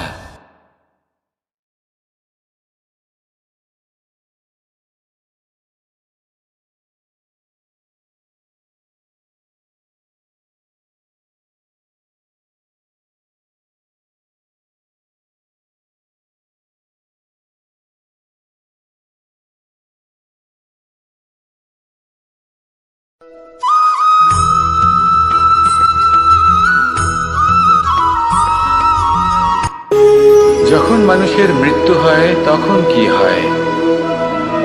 অনেক সংখ্যক মানুষ শোক পালন করতে চলে আসেন। যে ব্যক্তি মৃত্যু লাভ করেছেন তার অনেক বস্তু থাকে যেগুলো তার প্রিয়, যেগুলো তিনি ব্যবহার করেছেন। তার শয্যা, তার বস্ত্র, তার আভূষণ সবকিছু তার থেকে বিচ্ছিন্ন করা হয় এবং খালি হাতে তাকে শ্মশানের উদ্দেশ্যে রওনা করা হয়। আমি আপনাকে এই প্রশ্ন করতে চাই, আপনি এই সংসারে কি অর্জন করেছেন? ধন সম্পত্তি, বস্ত্র, আভূষণ, এই সব কিছু যে আপনি অর্জন করেছেন, আপনার মৃত্যুর পরে তা আপনার থেকে দূর হয়ে যাবে। এর উত্তর হলো একটাই, আপনার কর্ম। শুধু সেটাই আছে যা একান্ত আপনার, আর শুধু সেটাই এই সংসার থেকে চলে যাওয়ার পরেও সংসারেই জীবিত থাকবে। যদি আপনি দুষ্কর্ম করেন, তাহলে এই সংসার আপনাকে একটি অনুচিত উদাহরণ হিসেবে মনে রাখবে যে এই ব্যক্তি খুব পাপী ছিল, অনুচিত কর্ম করতেন। যে পথে তিনি চলেছেন সেই পথে কারোর চলা উচিত নয়। সেখানেই যদি আপনি সৎকর্ম করেন, তাহলে সংসার চিরকাল এটাই বলবে যে খুব ভালো মানুষ ছিলেন, সবাইকে ভালোবাসতেন, সবাইকে সাহায্য করতেন, আমার খুব প্রিয় মানুষ ছিলেন। এটাই হলো শ্রেষ্ঠ কর্ম। সেই জন্য জীবনে শুধুমাত্র ধন সম্পত্তি, আভূষণ এই সব অর্জন করতে গিয়ে নিজের মনোনিবেশ করবেন না। শ্রেষ্ঠ কর্ম করুন। সংসার থেকে চলে যাওয়ার পরেও এই কর্মই এই সংসারে আপনাকে জীবিত রাখবে। আসুন আমার সাথে ভালোবেসে বলুন, রাধা রাধা।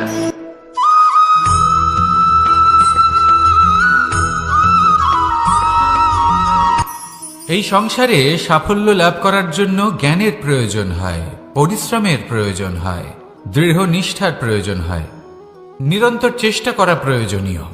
কিন্তু আরো কিছু আছে যা অত্যন্ত প্রয়োজনীয় এবং গুরুত্বপূর্ণ। তা হলো ভালো বন্ধু। তাদের থাকা অত্যন্ত প্রয়োজনীয়। যদি ভালো বন্ধু থাকে, তাহলে সময় এলে তারা ঢাল হয়ে আপনাকে সুরক্ষা করবেন। সময় এলে অস্ত্রের মতো শত্রুকে সংহারও করবেন। যদি তিনি জ্ঞানী হন, তাদের মধ্যে সদ্গুণ থাকে, তাহলে এই সব গুণ আপনার মধ্যেও প্রবেশ করবে। তাহলে সাফল্যের জন্য ভালো বন্ধু পাওয়া অত্যন্ত প্রয়োজনীয়। কিন্তু শুধু বন্ধু কেন, ভালো শত্রুও থাকা প্রয়োজনীয়। এবার আপনি ভাববেন, আমি কি বললাম? যদি আপনার জীবনেও ভালো অর্থাৎ শক্তিশালী শত্রু থাকে, তাহলে আপনিও শক্তিশালী হতে থাকবেন। এই শত্রু আপনাকে প্রেরিত করবে আরো বেশি শক্তিশালী হয়ে ওঠার। কখনো কোনো হরিণকে দেখুন, তীব্র গতিতে দৌড়তে থাকে। কেন তীব্র গতিতে দৌড়য়? এই কারণে নয় যে কোথাও তার জন্য মধুর ঘাস অপেক্ষা করে রয়েছে, না। সে এই কারণে তীব্র গতিতে দৌড়য় কারণ সেটা না করলে তার পেছনে একটি সিংহ আছে যে ওকে নিজের ভোজন করে ফেলবে। তাই জীবনে বিপদ, সংকট এই সব কিছুও হলো অত্যন্ত গুরুত্বপূর্ণ। তার সম্মুখীন হতে শিখুন আর আমার সাথে ভালোবেসে বলুন, রাধা রাধা।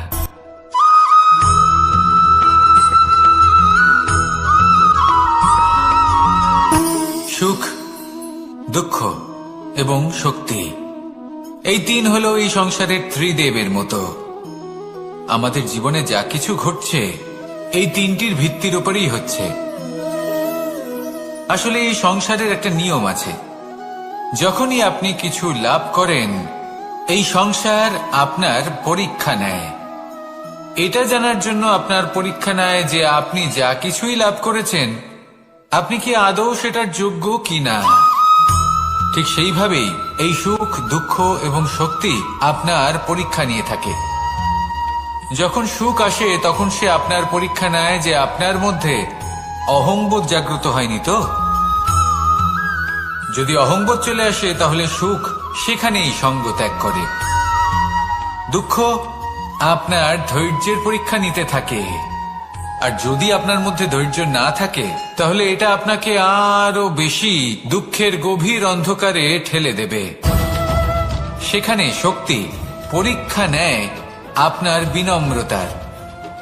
যদি আপনি বিনম্র না হন তাহলে হয় এই শক্তি আপনার সঙ্গ ত্যাগ করবে, নয় এই শক্তি বিনম্রতার অভাবে আপনার পতনের কারণ হতে পারে। এই সংসারে যে কোনো ব্যক্তি যিনি এই পরীক্ষায় উত্তীর্ণ হয়ে থাকেন এই জীবনে তিনি সাফল্য লাভ করেন। আসুন আমার সাথে ভালোবেসে বলুন, রাধা রাধা।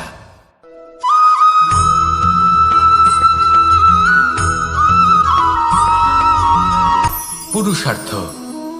শাস্ত্রে 4 ধরনের পুরুষার্থের কথা বলা হয়েছে। প্রথম হলো ধর্ম। আপনি কি জানেন এই ধর্ম আসলে কি? আপনার কি মনে হয় ধর্ম আসলে কি? কোনো বিশেষ ঈশ্বরকে মানাই কি ধর্ম বলা হয়? নাকি কোনো বিশেষ রীতি পালন করাই হলো ধর্ম? নাকি কোনো বিশেষ সাহিত্যকে সর্বশ্রেষ্ঠ মনে করাই হলো ধর্ম? না, ধর্ম হলো সেটা যাকে ধারণ করা যেতে পারে। আর ধারণ শুধু সেটাই করা যায় যা পবিত্র। পবিত্র শুধু তাকেই বলা হয় যা নিঃস্বার্থ, যার মধ্যে শাসন করার কোনো ইচ্ছে নেই, যা সরলভাবেই প্রবাহমান, জল এবং বায়ুর মতো। যখন কোনো ব্যক্তি ধর্মকে ধারণ করেন এবং সেই ধর্ম সেই ব্যক্তিকে রক্ষা করে তখন তাকে ধর্ম বলা হয়।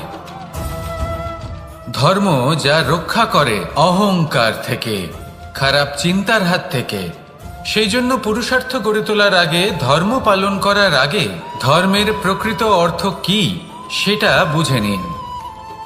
এটা জেনে রাখুন যে সমস্ত ধর্মের আধার, সমস্ত ধর্মের ভিত শুধুমাত্র ভালোবাসা। আসুন আর এই ভালোবাসার সাথেই বলুন, রাধা রাধা।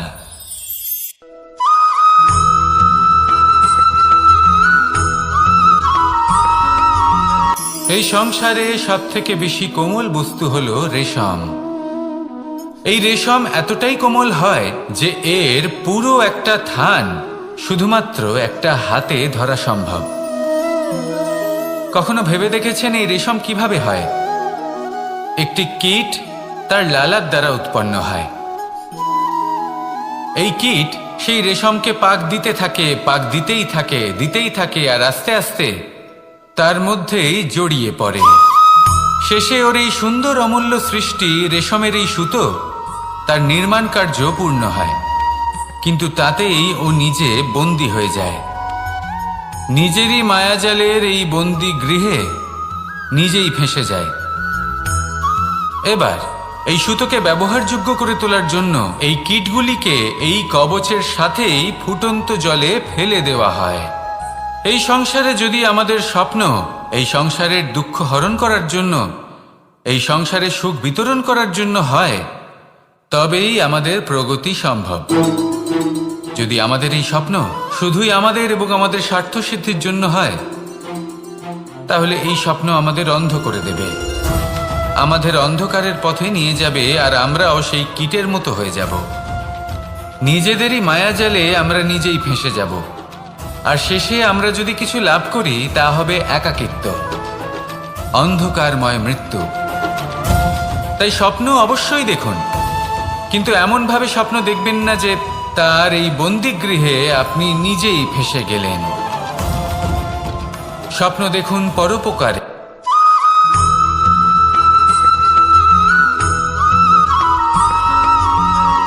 কেউ বলে জীবন খুব ক্ষণস্থায়ী, কেউ বলে জীবন হলো একটা সুন্দর স্বপ্নের মতো, আবার কেউ বলবে জীবন হলো এক কঠোর সত্য। কিন্তু জীবন আসলে কি? জীবন হলো আপনারই প্রতিবিম্ব, একটা দর্পণ। অর্থাৎ আপনি জীবনকে সেইভাবেই পাবেন যেরকম আপনি নিজেকে প্রতিপন্ন করবেন। যদি আপনি দর্পণের দিকে তাকিয়ে হাসেন, তাহলে আপনি সামনে হাসি মুখী দেখতে পাবেন। এবার যদি আপনি গম্ভীর হয়ে থাকেন, তাহলে আপনি একজন রুষ্ট ব্যক্তি দেখতে পাবেন। শেষে সবথেকে বেশি গুরুত্বপূর্ণ হলো আপনার চেষ্টা। আপনাকে সবসময় চেষ্টা করতে হবে যাতে আপনি নিজেকে প্রসন্ন এবং ইতিবাচক মনোভাবে রাখেন। এটা হলো আপনারই উত্তরদায়িত্ব, তাকে পালন করুন। এই মনকে প্রসন্ন রাখুন, এই সংসারকে সুন্দর বলে মনে হবে, আর এই মন প্রসন্ন হয়ে বলবে রাধা রাধা।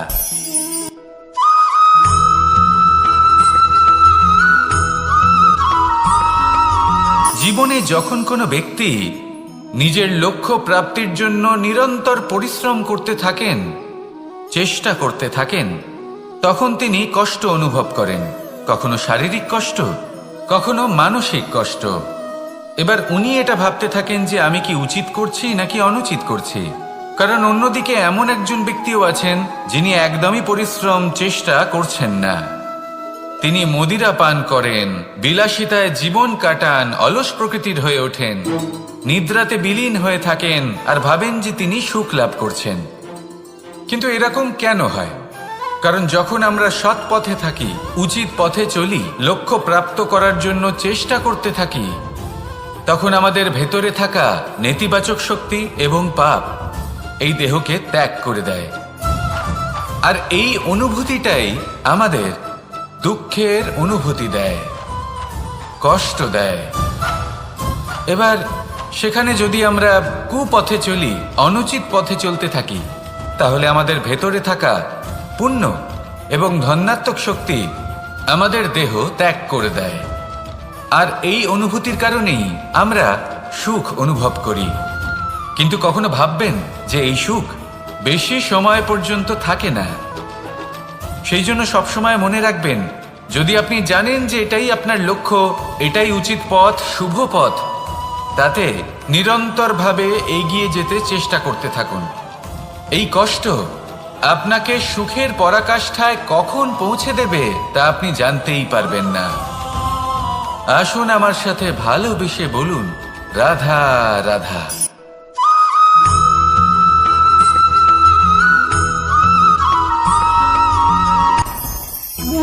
ভোজন। এবার ভোজন সংগ্রহ করার জন্য মানুষ কি না করেন, সব সময় চেষ্টা করতে থাকেন। ফসল উৎপাদনের জন্য অনেক পরিশ্রম করতে থাকেন, কিন্তু অনেক সময় অনেক পরিশ্রম করার পরেও ফসল ভালো উৎপাদন হয় না। এর কারণ কি? কারণ হলো এটাই যে আপনি পরিশ্রম হয়তো অনেক করেছেন, কিন্তু আপনার নজর তো সেই বীজের দিকে ছিলই না যা আপনি রোপণ করেছেন। সেই জন্য সব সময় কোনো বীজ রোপণ করার আগে তাকে পরখ করে দেখুন, তা অত্যন্ত আবশ্যক। আর সেইভাবেই যখনই কোনো কর্মের প্রশ্ন আসে, তাহলে সেখানে শুধুমাত্র পরিশ্রম যথেষ্ট নয়। সেই কাজের প্রতি আপনার কর্তব্য কি, আপনার উদ্দেশ্য কি, সেটা জানা হলো অত্যন্ত গুরুত্বপূর্ণ। তাই কর্ম করুন, কিন্তু সেই কর্মের প্রতি আপনার যা উদ্দেশ্য তার মাহাত্ম্য বুঝতে চেষ্টা করুন। তাহলে আসুন আমার সাথে ভালোবেসে বলুন রাধা রাধা।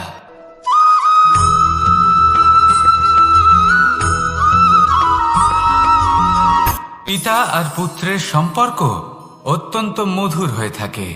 পিতা স্বপ্ন দেখেন, তাকে পূর্ণ করার সকল সম্ভাব্য চেষ্টা করেন, কিন্তু তাও অনেক সময় ওনার স্বপ্ন অপূর্ণ থেকে যায়। তখন পিতা ভাবেন যে স্বপ্ন উনি পূর্ণ করতে পারেননি, ওনার সন্তান তা অবশ্যই পূরণ করবে। যে স্থানে উনি কখনো পৌঁছতে পারেননি, সেই স্থানে ওনার পুত্র অবশ্যই পৌঁছবে। পিতা নিজের সন্তানের ভবিষ্যৎ নিয়ে সেই স্বপ্ন দেখেন, আর যখন সেই সন্তান সামনে এগোতে থাকে তখন তার দুঃখ হয় না, বরং গর্ব হয়। ওনার ভালো লাগে এটা দেখে যে ওনার সন্তান অনেক উন্নতি করছে। কিন্তু যখন সন্তান নিজের অভিভাবকের শক্তি দেখে, তার যশ দেখে হিংসা করতে থাকে, সমস্যা সেইখানেই শুরু হয়। সেই জন্য সকল সন্তানকে এটা মনে রাখতে হবে, দেখুন, পুত্র হবার সুবাদে, এক সন্তান হবার সুবাদে এটা হলো আপনার অধিকার যে আপনি আপনার পিতার থেকে বেশি উন্নতি করবেন। আপনার পিতাও এটাই চান, কিন্তু সুস্থভাবে এটা করুন।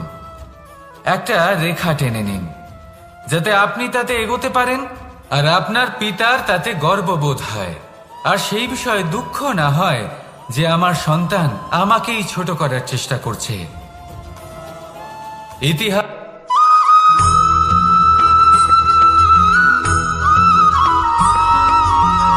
যখন আমরা কোনো বনে প্রবেশ করি, তখন এই সবুজ ঘাস দেখে, এই কোমল ঘাস দেখে আমাদের মন প্রফুল্ল হয়ে ওঠে। ভিন্ন ভিন্ন প্রজাতির ফুল, ভিন্ন ভিন্ন রঙের ফুল দেখে এই মন আনন্দে ভরে ওঠে। এখানে শিশুরা আনন্দ লাভ করে, বড়রা ভোজন গ্রহণ করেন, কথাবার্তা বলেন, হাঁটাহাঁটি করে বেড়ান। এবার ভেবে দেখুন, যখন এই উপবনের নির্মাণ হয়েছিল সেই সময় যদি এই মাটিকে সঠিকভাবে খনন না করা হতো, যদি তাতে সঠিকভাবে বীজ রোপণ না করা হতো, যদি কোনো সংঘর্ষ না হতো, পরিশ্রম না করা হতো, যদি চলতে চলতে পায়ে কাঁটা না বিঁধে যেত, তাহলে এই সুন্দর বন দেখে আমরা কি এই আনন্দ লাভ করতে পারতাম? কখনোই নয়।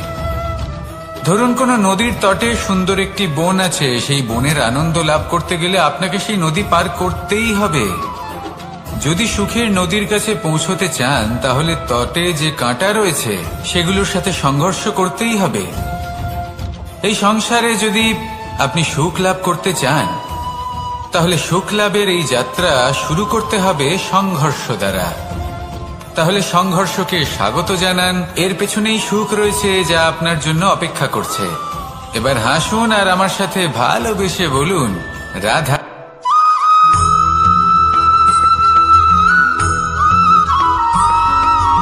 জীবনে অগ্রসর হওয়ার জন্য আমাদের কাকে প্রয়োজন হয়? মাতা পিতা, বন্ধু, প্রেম, সাহায্য, অর্থ, পরিশ্রম, আশা। ভিন্ন ভিন্ন মানুষ ভিন্ন ভিন্ন বিকল্প চয়ন করে। যদি আমি আপনাকে বলি,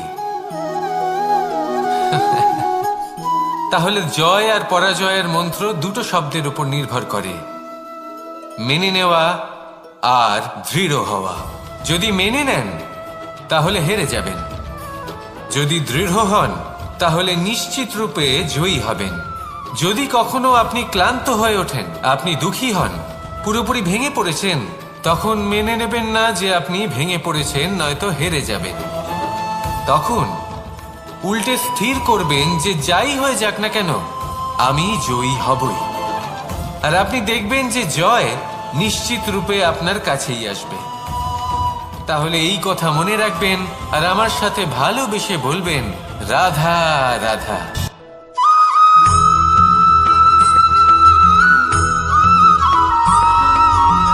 এই সংসারে সব থেকে বড় ব্যক্তি কে? আপনি বলবেন, এই কেমন ধরনের প্রশ্ন? কিন্তু এটা হলো সব থেকে উচিত প্রশ্ন। কেউ এর উত্তর দেবে যে সেই মহাপ্রতাপী রাজা, তিনি হলেন সব থেকে বড় ব্যক্তি, সেই বড় রাজনীতিবিদ, তিনিই সব থেকে বড় ব্যক্তি। আমি আপনাকে জানাই যে সংসারের সব থেকে বড় ব্যক্তি হলেন তিনি, যার সাথে দেখা করলে আপনি নিজেকে ছোট মনে করবেন না। কোনো ব্যক্তি যিনি সবথেকে বেশি শক্তিশালী, আপনি যদি তার সামনে যান তাহলে উনি আপনার অন্তরের শক্তিকে বাইরে বের করে আনবে, আপনার অন্তরের লুকিয়ে থাকা শক্তিকে জাগ্রত করতে প্রেরণা প্রদান করবে। তিনি হলেন বড় ব্যক্তি, তিনি হলেন মহান ব্যক্তি। তিনি নন যিনি নিজের বল এবং ঐশ্বর্য দ্বারা আপনাকে তার সামনে ছোট প্রমাণ করবেন। এবং সেই জন্য মহাদেব আমার আরাধ্য হলেন আমার খুব প্রিয়। কারণ রাজা হোক বা ফকির, কেউ যদি ওনার সামনে যান তাহলে সে নিজেকে ছোট মনে করেন না। আপনিও যদি জীবনে অনেক বড় হতে চান তাহলে কাউকে কখনো নিজেকে ছোট মনে করতে দেবেন না। তার অন্তরে বড় হয়ে ওঠার প্রেরণা প্রদান করুন। আসুন আমার সাথে ভালোবেসে বলুন, রাধা রাধা।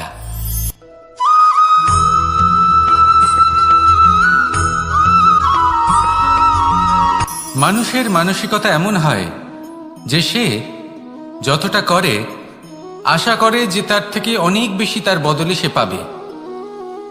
দেখুন, সবকিছুই আপনার ভাবনা চিন্তার উপর নির্ভর করছে। আপনি যদি ফলের বিষয়ে ভেবে কর্ম করতে থাকেন তাহলে সেটা অনুচিত। জীবনের আসল আনন্দ হলো নিজের কর্ম করতে থাকা, ফলের চিন্তা করা উচিত নয়। যদি আপনি এরকম ভাবেন যে আমি এতটা করছি, আমার এতটা পাওয়া উচিত, সেই ভাবনা অনুচিত। যদি আপনি সেবার মানসিকতা নিয়ে কর্ম করতে থাকেন, কর্মচক্রে প্রবাহিত হন, যদি আপনি এমন ভাবনা রাখেন যে আমি এতটা পাচ্ছি তাই এর থেকে অনেক বেশি আমি কর্ম করব, তাহলে নিশ্চিতরূপে আপনি যতটা করছেন তার থেকে অনেক বেশি আপনি পাবেন। আপনার আশার থেকে অনেক বেশি আপনি পাবেন। শুধু জীবনে অনেক বেশি কাজ করতে থাকুন, ফলের চিন্তা করবেন না। আর মনে রাখবেন, এই ভাবনাই সব থেকে বড় বীজ। কর্মের উপর বিশ্বাস রাখুন। জীবনে যা যা আপনি চান সবই সুখময় হবে। আসুন আর আমার সাথে ভালোবেসে বলুন, রাধা রাধা।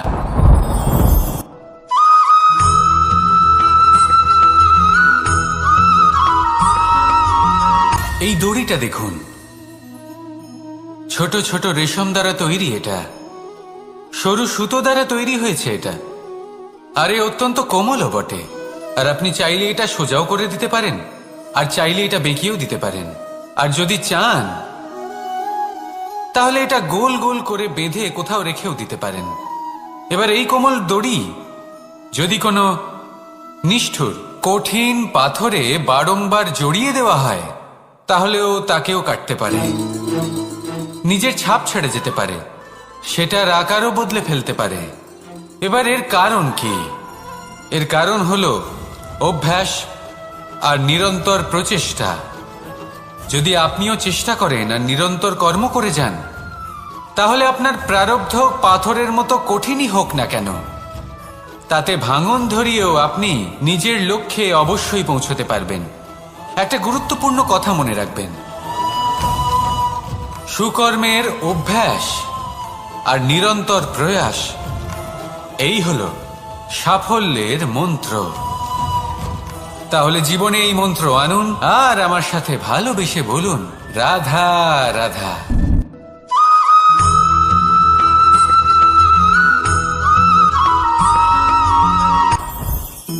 জীবনে কিছু শেখা অত্যন্ত গুরুত্বপূর্ণ।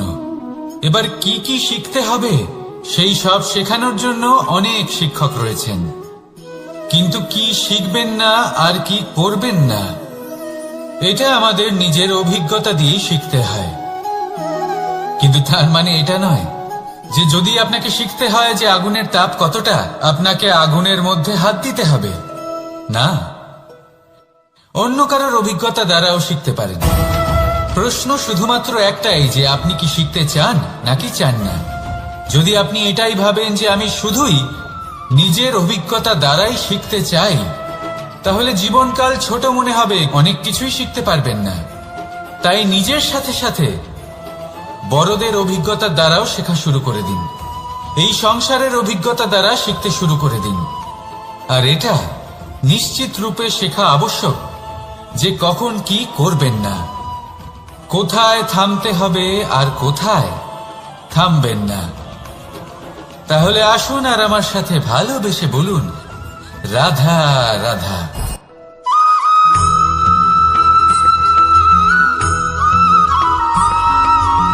মানুষের একটি সমস্যা আছে যে মানুষ সাফল্যকে মাপতে থাকেন, লক্ষ্যপ্রাপ্তিকে মাপতে থাকেন এবং তার তুলনা করতে থাকেন যে ও এত কিছু পেল আর আমি পেলাম না, ওর কাছে এত কিছু আছে কিন্তু আমার কাছে নেই।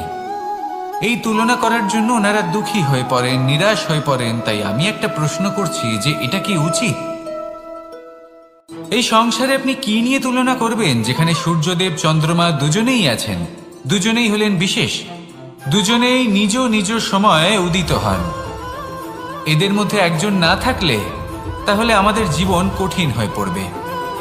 ঠিক সেইভাবেই আপনি যদি একটা বড় রেখা অঙ্কন করেন তাহলে অন্য রেখাটি ছোট হয়ে পড়ে না, সে তেমনই থাকে যেমনটা সে ছিল। আপনার অস্তিত্ব কখনো ছোট বা বড় হতে পারে না। শুধু তুলনা করার জন্য আপনার এটা মনে হতে পারে। যদি আপনি যুদ্ধ করতে চান আপনার তলোয়ারের প্রয়োজন পড়বে। যদি বস্ত্র তৈরি করতে চান এত বড় তলোয়ার দিয়ে কিছুই হবে না, তখন প্রয়োজন পড়বে একটা ছোট্ট সূচের। তাই তুলনা করবেন না, না নিজেকে ছোট মনে করবেন না অন্য কাউকে।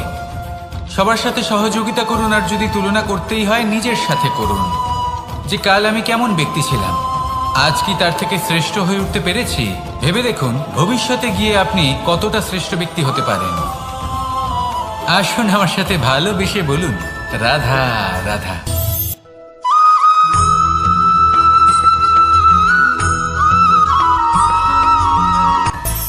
মানুষের মধ্যে একটা বিচিত্র প্রবৃত্তি থাকে অন্য সকলের বিষয়ে, তাদের জীবনের বিষয়ে, তাদের ব্যক্তিত্বের বিষয়ে, তাদের ভবিষ্যতের বিষয়ে অনুমান করা। এটা হলো অনুচিত। কারোর অতীতকালকে দেখে লোকে ভবিষ্যৎ বলে দিতে পারেন, বর্তমানকে দেখে ভবিষ্যতের বিষয়ে অনুমান করে ফেলেন। উদাহরণ দিতে হলে বলবো কোনো দাসকে দেখুন, ওকে দেখে লোকে বলে যে ওর ভবিষ্যৎ সেটাই হতে পারে, অনুমান করে ফেলেন। আর এই রাজাকে দেখুন, উনি তো কত সুখী হবেন, উনি তো জগতের সব থেকে অধিক সুখী মানুষ, কত সুখ সুবিধা আছে ওনার কাছে, ধারণা করে ফেলেন। তবে সত্য তো এটাই যে কারোর ব্যক্তিত্বের বিষয়ে, তাদের ভবিষ্যতের বিষয়ে আপনি পূর্ণ সত্য কখনোই বলতে পারবেন না, শুধু অনুমান করতে পারবেন। আর এই অনুমান করে সত্যি কোনো লাভ হয় না, কারণ এই কাল সেটা হলো অত্যন্ত শক্তিশালী। কালো থেকে কালোতর কয়লাকেও হিরেতে পরিণত করতে পারে, অনেক বড় বড় রাজাকেও বিদূষক বানিয়ে ফেলতে পারে এক মুহূর্তেই। তাহলে আপনি অনুমান করে কি লাভ? কি পেলেন অনুমান করে? সেই জন্য কারোর বিষয়ে কোনো অনুমান করবেন না, তার ভবিষ্যতের বিষয়ে অনুমান করতে যাবেন না, কারোর বিষয়ে কোনো ধারণা করে নেবেন না। কিছু করতে হলে ভালোবাসুন, সবার মধ্যে ভালোবাসা ছড়ান, সবার মধ্যে ধন্যাত্মক ভাব ছড়ান। এই মন প্রসন্ন হয়ে বলবে রাধা রাধা।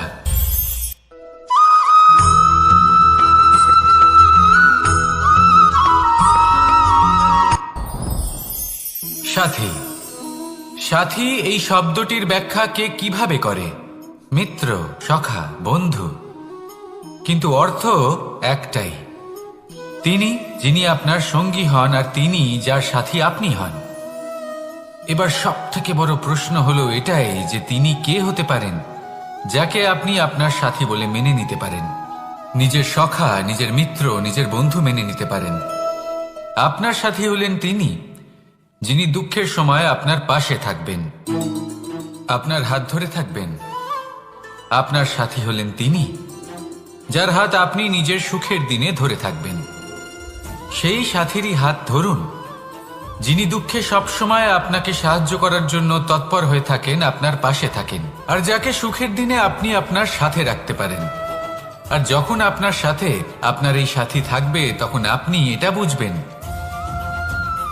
যে যখন জীবনে দুঃখ আসে তখন এই দুঃখ কমে যায়, সবার মধ্যে ভাগ হয়ে যায়।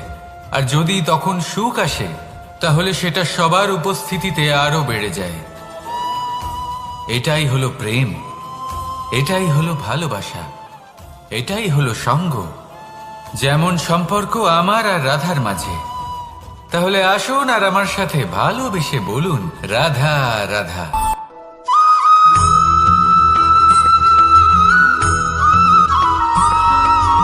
আমাদের শরীর প্রকৃতির সর্বশ্রেষ্ঠ রচনা।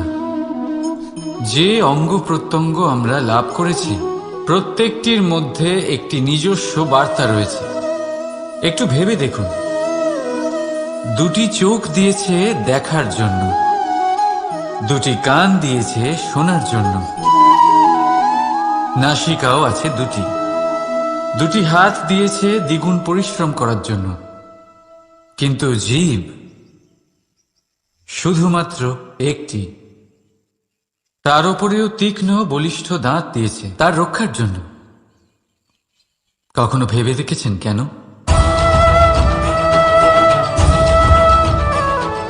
কারণ শব্দ আর শব্দের প্রয়োগ মানুষের সবচেয়ে বড় অস্ত্র, যার প্রয়োগ যত ভেবেচিন্তে করা যায় মানুষ তার জীবনে ততটাই উপরে উঠতে পারে।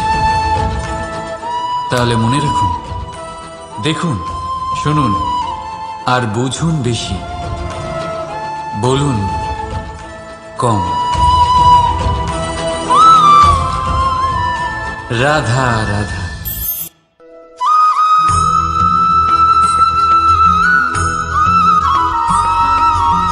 এই সংসারে সব থেকে বড় ব্যক্তি কে? আপনি বলবেন এই কেমন ধরনের প্রশ্ন, কিন্তু এটা হলো সব থেকে উচিত প্রশ্ন। কেউ এর উত্তর দেবে যে সেই মহাপ্রতাপী রাজা তিনি হলেন সব থেকে বড় ব্যক্তি, সেই বড় রাজনীতিবিদ তিনি সব থেকে বড় ব্যক্তি। আমি আপনাকে জানাই যে সংসারের সব থেকে বড় ব্যক্তি হলেন তিনি যার সাথে দেখা করলে আপনি নিজেকে ছোট মনে করবেন না। কোনো ব্যক্তি যিনি সব থেকে বেশি শক্তিশালী, আপনি যদি তার সামনে যান তাহলে উনি আপনার অন্তরের শক্তিকে বাইরে বের করে আনবে, আপনার অন্তরের লুকিয়ে থাকা শক্তিকে জাগ্রত করতে প্রেরণা প্রদান করবে। তিনি হলেন বড় ব্যক্তি, তিনি হলেন মহান ব্যক্তি। তিনি নন যিনি নিজের বল এবং ঐশ্বর্য দ্বারা আপনাকে তার সামনে ছোট প্রমাণ করবেন। এবং সেই জন্য মহাদেব আমার আরাধ্য হলেন আমার খুব প্রিয়। কারণ রাজা হোক বা ফকির, কেউ যদি ওনার সামনে যান তাহলে সে নিজেকে ছোট মনে করেন না। আপনিও যদি জীবনে অনেক বড় হতে চান তাহলে কাউকে কখনো নিজেকে ছোট মনে করতে দেবেন না। তার অন্তরে বড় হয়ে ওঠার প্রেরণা প্রদান করুন। আসুন আমার সাথে ভালোবেসে বলুন, রাধা রাধা।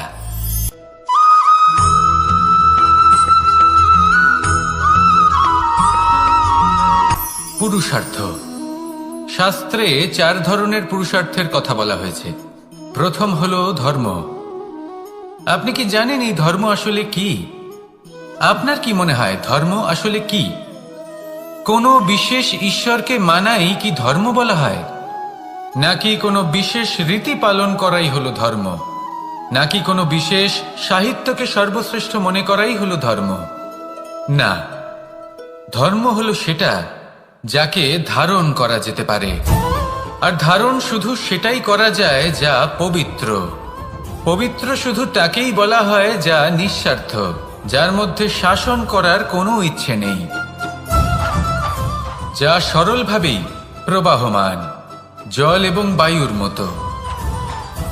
যখন কোনো ব্যক্তি ধর্মকে ধারণ করেন এবং সেই ধর্ম সেই ব্যক্তিকে রক্ষা করে, তখন তাকে ধর্ম বলা হয়। ধর্ম যা রক্ষা করে অহংকার থেকে, খারাপ চিন্তার হাত থেকে। সেই জন্য পুরুষার্থ গড়ে তোলার আগে, ধর্ম পালন করার আগে ধর্মের প্রকৃত অর্থ কি সেটা বুঝে নিন। এটা জেনে রাখুন যে সমস্ত ধর্মের আধার, সমস্ত ধর্মের ভিত শুধুমাত্র ভালোবাসা। আসুন আর এই ভালোবাসার সাথেই বলুন, রাধা রাধা।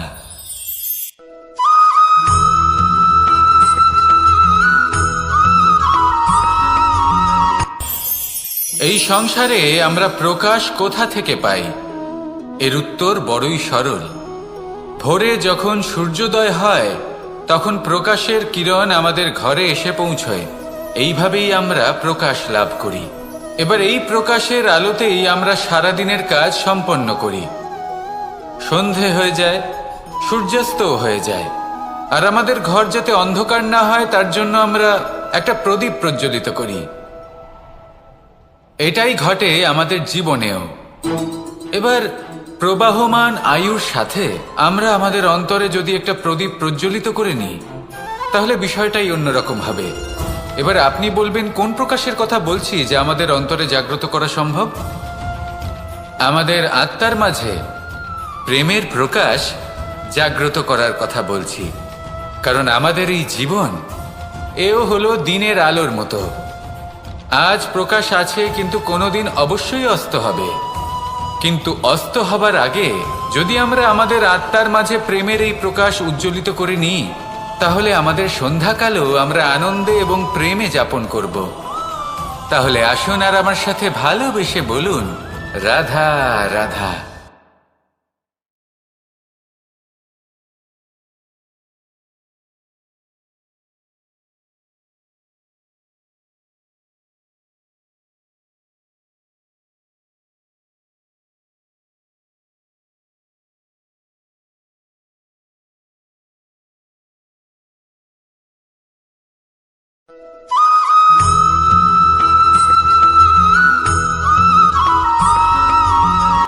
সংসারে আমাদের জীবনে যখন কোনো সুখ বা দুঃখ আসে, তার জন্য আমরা কাউকে না কাউকে অবশ্যই দায়ী করে থাকি, তাই না? এই ব্যক্তি আমাদের সাথে এরকম কাজ করেছেন, তাই আমার সাথে এমন হলো। ওই ব্যক্তি যদি এমনটা না করতেন, তাহলে আজ আমি ওই স্থানে পৌঁছতে পারতাম।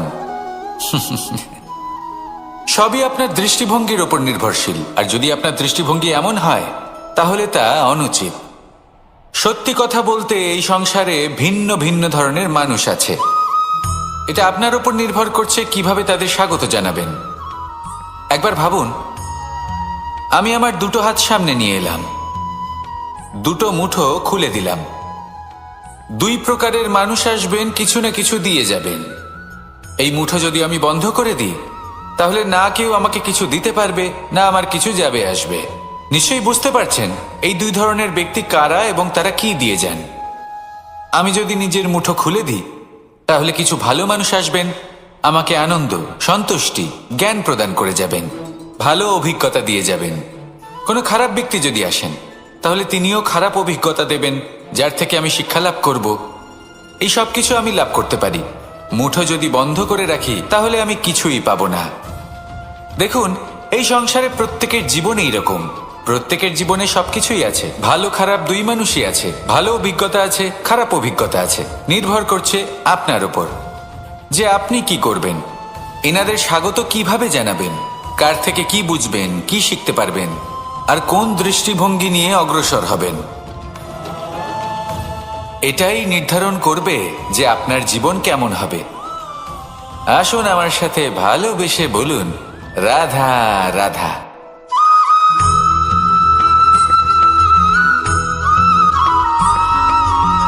ভালোই, শুধু ওনাদের কঠোর ব্যবহার দেখলে আমরা একটু ভয় পেয়ে যাই।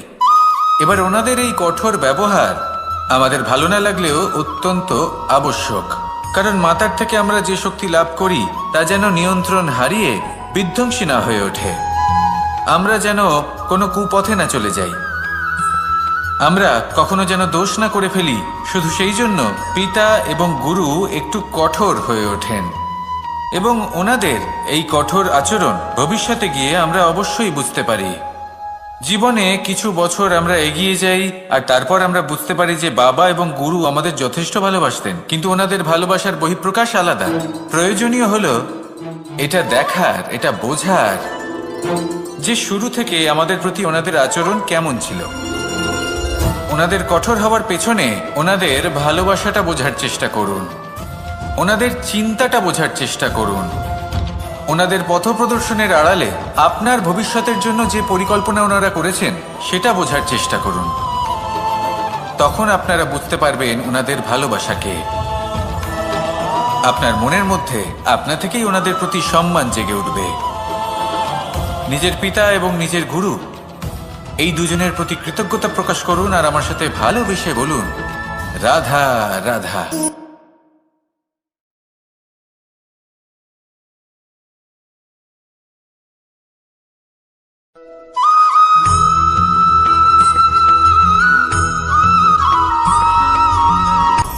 আপনি কখনো পর্বতের শিখরে উঠেছেন?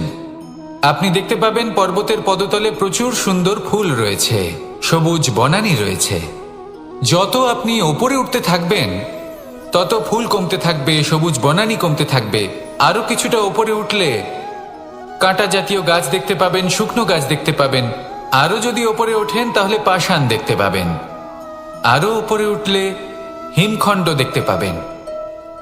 এই যে পর্বত, তা মনুষ্য জীবনের সবথেকে উত্তম উদাহরণ। মানুষ যখন সাফল্যের শিখরে পৌঁছতে চান, মহানুভবতার শিখরে পৌঁছতে চান, পথে যত আস্তে আস্তে উপরে উঠতে থাকেন ততই ভৌতিক বস্তু তার থেকে বিচ্ছিন্ন হতে থাকে। যদি তিনি সেই ভৌতিক বস্তুগুলি ত্যাগ না করতে পারেন তাহলে কখনোই সেই স্থানে পৌঁছতে পারবেন না। আর মানুষ যদি উচিত ত্যাগ করতে পারেন, পথে অগ্রসর হতে থাকেন, এগোতে থাকেন, তাহলে একদিন না একদিন তিনি মহানুভবতার, জ্ঞানের, সাফল্যের হিমের স্বাদ অবশ্যই লাভ করবেন। মনে রাখবেন, মানব জীবনের ত্যাগ হলো অত্যন্ত গুরুত্বপূর্ণ অংশ। আসুন আমার সাথে ভালোবেসে বলুন, রাধা রাধা।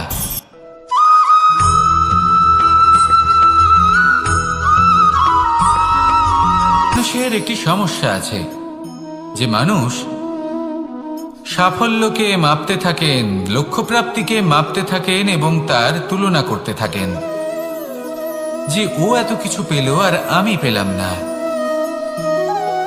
ওর কাছে এত কিছু আছে কিন্তু আমার কাছে নেই। এই তুলনা করার জন্য ওনারা দুঃখী হয়ে পড়েন, নিরাশ হয়ে পড়েন। তাই আমি একটা প্রশ্ন করছি যে এটা কি উচিত?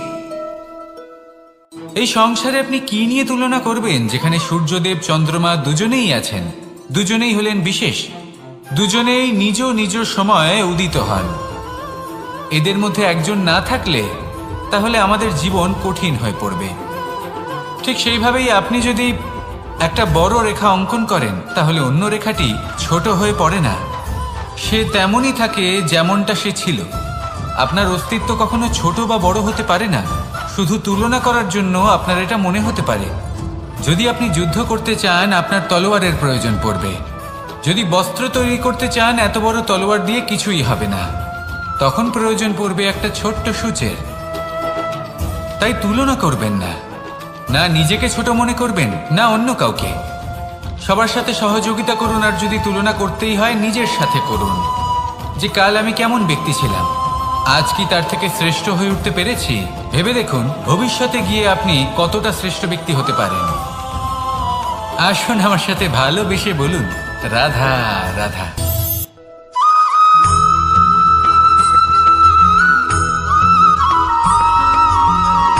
জীবন কিসের উপর নির্ভরশীল? ধনের ওপর, বৈভবের অনুভব যদি আপনি করতে চান তাহলে তা পাবেন শুধু একতার দ্বারা, সংগঠনের দ্বারা। যদি আপনাকে উদাহরণ দিই, নিজের এই হাতটাকে দেখুন, 5টা আঙুল রয়েছে।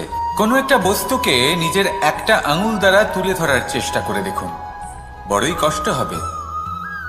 তখন আপনি বুঝতে পারবেন যখন এই 5টি আঙুল একত্রিত হয় তখন কোনো কাজ কতটা সহজ হতে পারে। এটাই হলো শক্তি, একতার। সব থেকে ভালো উদাহরণ যদি আপনাকে দিই তাহলে বাঁশি। এই বাঁশি থেকে অত্যন্ত মধুর সুর নির্গত হয় যা সবার মন প্রসন্ন করে দেয়। এই কথা সত্যি, কিন্তু এই বাঁশি আমি একটা বা দুটো আঙুল দিয়ে বাজাতে পারবো না। আমাকে প্রত্যেকটা আঙুল ব্যবহার করতেই হবে, তবেই এর থেকে মধুর সুর নির্গত হবে যা সকলকে প্রসন্ন করবে, ঠিক কিনা? ঠিক এইভাবেই যদি আপনি চান যে আপনার জীবনরূপী বাঁশি থেকেও মধুর সুর নির্গত হোক বা সবার মনকে প্রসন্ন করে তুলুক, তাহলে আপনাকেও জীবনে একতা নিয়ে আসতেই হবে। আপনি একাও কর্ম করতে পারেন, পথ চলতেও পারেন, সামনেও এগোতে পারেন, সাফল্যও লাভ করতে পারেন। কিন্তু যখন সকলে একসাথে এগোবেন, সেই পথে চলবেন, সেই কর্মই করবেন, তখন লক্ষ্যে অবশ্যই পৌঁছবেন, সাফল্য অবশ্যই লাভ করবেন। কিন্তু সেই সাফল্য এবং তার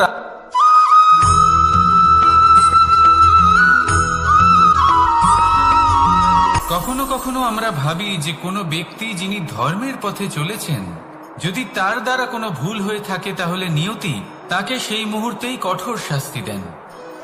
কিন্তু সেই সব মানুষ যারা সংসারের সব থেকে বড় অধর্মী, বহু নিকৃষ্ট মানের কাজ করেন, তাদের নিয়তি অনেক সুযোগ দেন।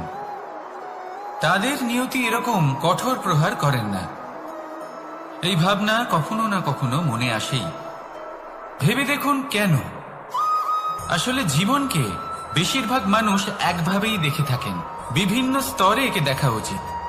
এবার আপনি বলুন, এই সংসারে কোনো অধর্মী কখনো প্রেরণার উৎস হতে পারেন? কখনোই নয়। যে মানুষ নিজের আত্মাকে মলিন করে ফেলেছেন, তিনি এই সংসারকে কিভাবে প্রেরণা যোগাবেন? উনি নিজেই বুঝতে পারেন না কোনটা করা উচিত, ধর্ম কোনটা। তাই নিয়তি তাকে একটা সুযোগ দেন, এটা বোঝার সুযোগ দেন যে কোনটা উচিত, কোনটা ধর্ম। সুযোগ দেন নিজের বিবেক জাগিয়ে তোলার, তাকে সুযোগ দেন নিজের অন্তরাত্মার ডাক শোনার। যখন তাতেও কাজ হয় না, তখন নিয়তির কাছে একটাই পথ বাকি থাকে, আর তা হল মহাবিনাশ। মহাবিনাশ হয়তো দেরিতেই আসতে পারে, কিন্তু তা অবশ্যই আসবে। আর যখন মহাবিনাশ আসে, তখন মহাবিনাশের যন্ত্রণা সমগ্র মানব জীবনের যন্ত্রণার থেকে অনেক বেশি হয়। এই কথাটা সবসময় মনে রাখবেন। আর অন্যদিকে যে মানুষ ধর্মের পথে চলছেন, তার দ্বারা যদি কোনো ভুল হয়ে থাকে, তখন নিয়তি তার পরীক্ষা নেন। কিছুক্ষণের জন্য মানুষের মনে হতে পারে নিয়তি তাকে কঠোর শাস্তি দিয়েছেন।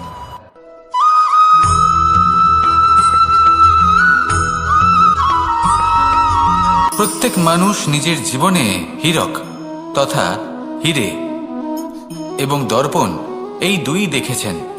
এই দুই হলো সাদা, এবং এরা দুজনেই আলোর প্রতিফলন ঘটায় এবং এরা দুজনেই উজ্জ্বল হয়ে ওঠে। আপনি হয়তো মনে মনে ভাবছেন যে এটা কি ধরনের তুলনা করছি। একটা হিরে তো রত্ন, তার মূল্য দর্পণের থেকে অনেক গুণ বেশি। কিন্তু হিরে থাকাতে দর্পণের মূল্য কিন্তু কোনো অংশে কমে যায় না, তাই না? মানুষ যখন হিরে নিজের হাতে নেয়, তখন সবার আগে কি খোঁজে? দর্পণ, যাতে তার মধ্যে দিয়ে দেখে সে বুঝতে পারে যে সেই হিরে আদৌ তার শোভাবর্ধন করছে কিনা, তাকে ভালো দেখাচ্ছে কিনা, প্রসাধনের জন্য সেটা ব্যবহার করা ঠিক হবে কিনা। অর্থাৎ হীরের উপস্থিতিতে দর্পণের গুরুত্ব কম হলো না, দর্পণের কারণে হীরের মূল্য বোঝা গেল। আমাদের জীবনেও ঠিক এরকমই ঘটে। আপনারা যদি সংসারে নিজের আশেপাশে দেখেন, এমন অনেক মানুষ দেখতে পাবেন যারা নিজেদের ক্ষেত্রে মহান স্থানে পৌঁছেছেন, নিপুণ এবং শ্রেষ্ঠ হয়েছেন। আর তাদের মধ্যে আপনার নিজের মনে হয় যেন আপনি তাহলে নিজেকে ছোট মনে করবেন না। আসুন আর আমার সাথে ভালোবেসে বলুন, রাধা রাধা।